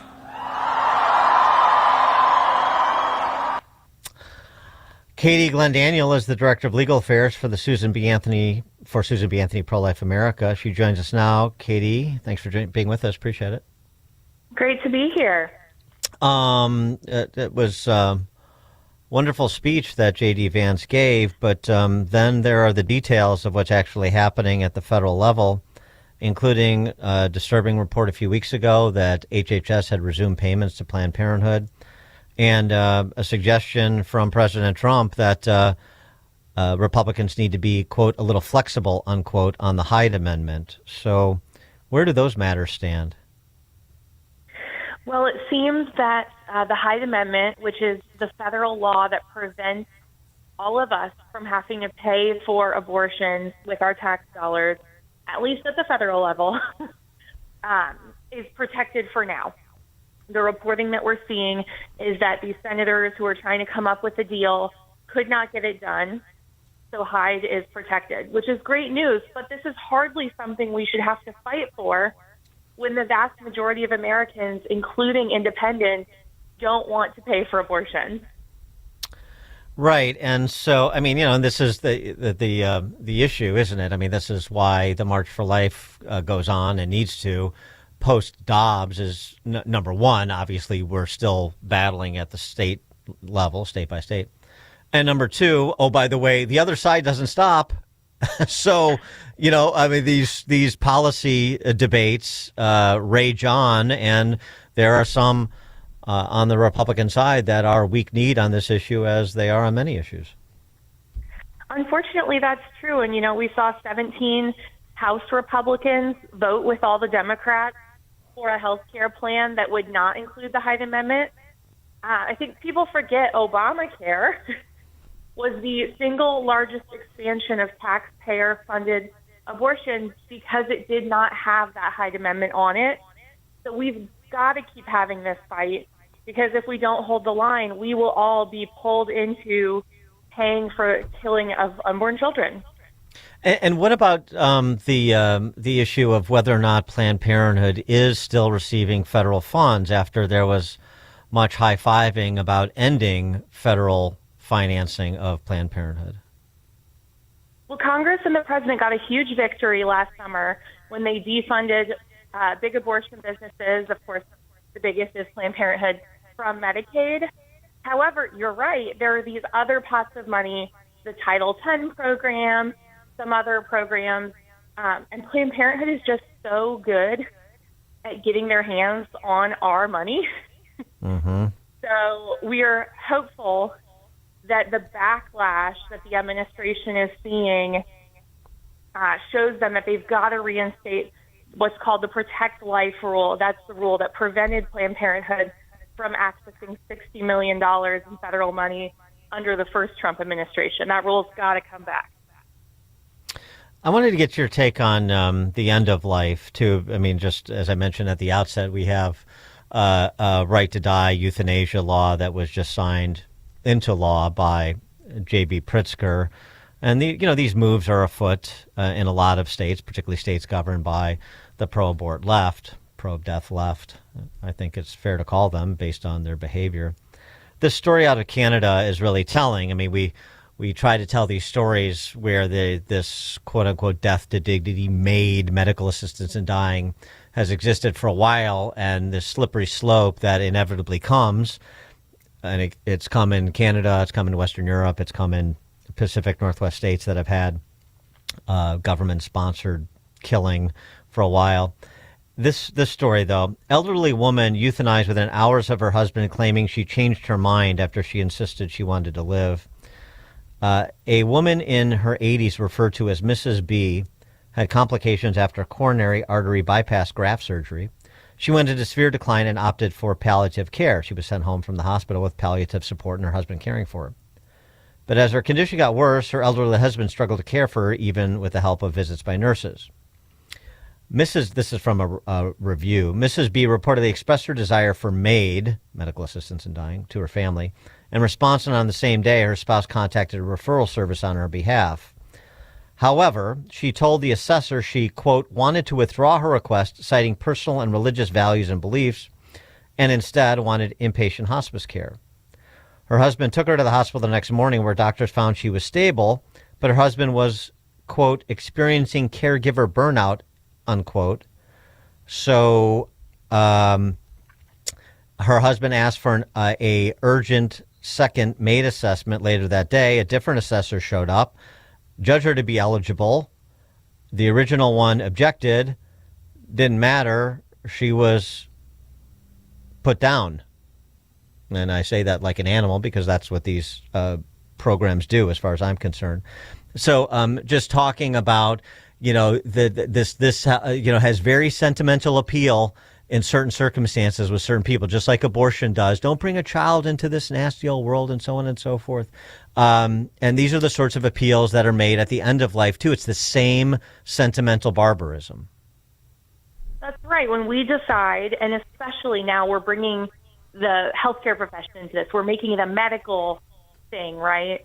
In a way that we would never describe it if somebody overdosed at home. We would say that was medical. But you bring a doctor in, and somehow that excuses the fact that we've dehumanized life at the beginning of life and at the end of life. And we should be learning from Canada and not repeating their mistakes. It seems that J.B. Pritzker took the exact wrong lesson away from Canada and is deciding to push through the same dehumanizing policies in Illinois. When you look ahead to this election year, where are the battlefronts with respect to the pro-life movement? Well, of course, there are some major Senate battles, and holding the Senate is key to victories like defunding the abortion industry. For our organization, SBA Pro-Life America, we're going to be very focused in some of your neighbor states, Michigan and Iowa, so that we can hold and expand the Senate map. But there are also states that are going to be facing abortion on the ballot. Mm-hmm. And we hope that their voters learn that when voters were told in Michigan and Arizona and some of these other states that this is not a big deal, it's just like before Roe, the reality is these pro-aborts then go in, they file lawsuits, they challenge every single law. In Michigan, they've been trying to force taxpayer funding in at the state level for years, and they see that what these pro-abortion activists are selling them is not what they're ultimately going to get. Missourians have learned this lesson quickly, and they'll actually have an initiative in November that will undo the initiative from 2024. Yeah, actually, I was going to raise the Missouri example. That seems to me, and somewhat surprisingly and indefensibly, sort of the pro-life movement writ large in Missouri and elsewhere was sort of caught flat-footed when they shouldn't have been. They're going to find an angle in, and as soon as that ballot initiative started to move, that should have sent a clarion call to make sure that we weren't outgunned like we normally are. But nonetheless, in a red state like Missouri, you had that terrible pro-abort amendment pass. Well, and the state of Missouri is in court right now. You've got this group that filed a lawsuit saying we want to sell abortion pills to kids through phone apps in Missouri. The state's challenging that. You've got Planned Parenthood, who's filed a huge lawsuit saying we shouldn't have to report complications, we shouldn't have to give women accurate information about their medical history, about their baby, and all these different regulations that they want to opt out of, and they say they have a constitutional right. Like, imagine that. The constitutional right of the abortion industry to not follow any law. That is what Planned Parenthood's arguing for in Missouri, and we think voters are going to see that what they bought in 2024 is not what they thought they were getting, and they'll reverse the error. But you still think that the pro-abort industry, led by Planned Parenthood, is going to initiate these ballot questions for the purposes of trying to drive turnout and, make that a litmus test issue, get those suburban women that they have come to rely on to win close races, particularly in states that are toss-ups or even lean red? Yeah, what they found is there are some very effective lies that even people who will say, I'm pro-life, I go to church every week, but I would hate for a hospital to turn a woman away, even though no state law requires that and no constitutional amendment that's permissively pro-abortion would fix that. That lie was extremely effective in a state like Ohio. Mm-hmm. So they found if they can get this issue on the ballot, they can tell these lies, they can create these constitutional amendments that are extremely favorable to the abortion industry and hurt women and are absolutely lethal for babies. And then if voters have buyer's remorse, they're going to have to wait years to fix it. Yeah, this is where it seems to me that, this is another good example of where we have to be running permanent education campaigns the way that they run permanent de-education or disinformation campaigns. I mean, it's just the only way. You're lost if you show up 90 days before an election and try to, chase down all the lies and all the people who've bought into them. Yeah, that's absolutely right. That's actually why our field program gets out and knocks doors the year before an election.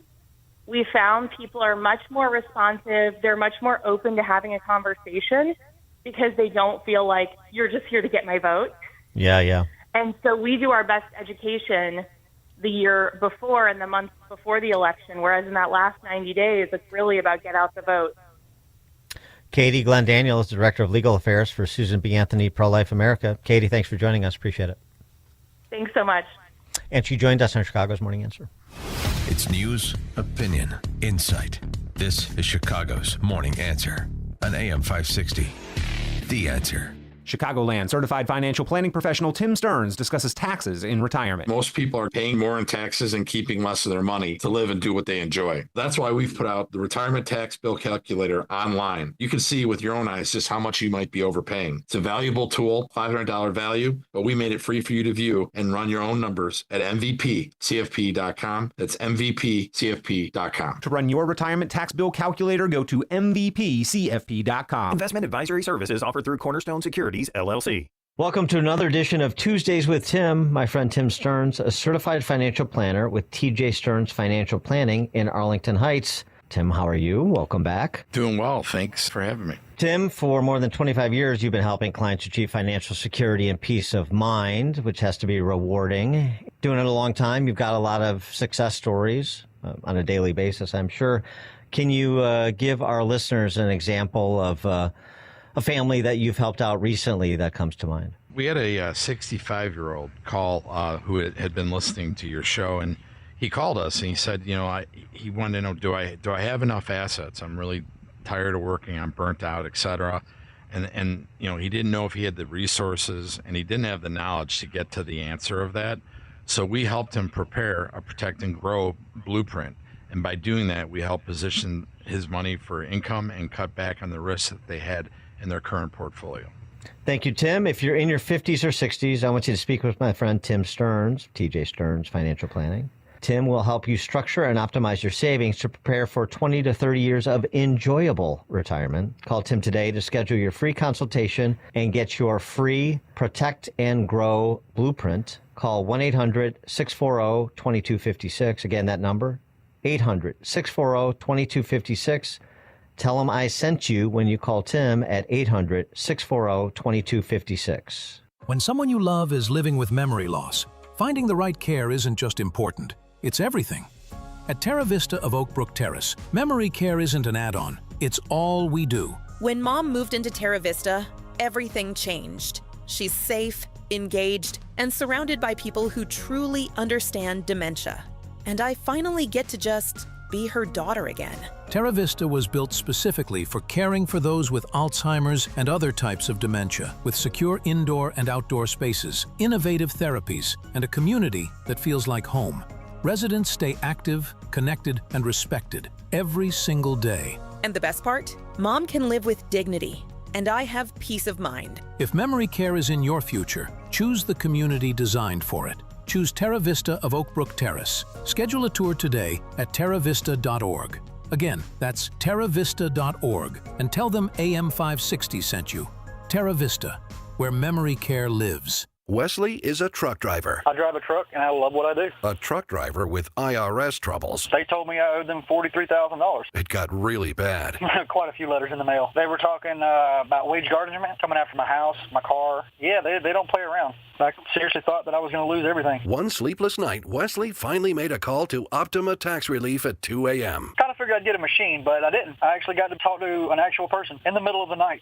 He found just what he was looking for. Oh, they were great people. You need a team of people that know what they're doing. Optima Tax, they know what they're doing. Optima Tax Relief came through with flying colors. I saved an incredible amount of money. Happy don't even come close. I was absolutely overjoyed. Take Wesley's advice. If you're in any kind of trouble with the IRS, call Optima Tax Relief.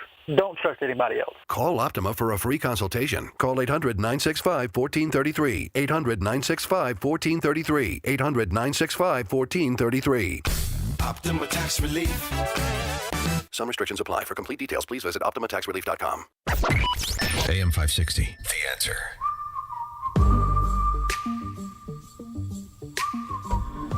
All right.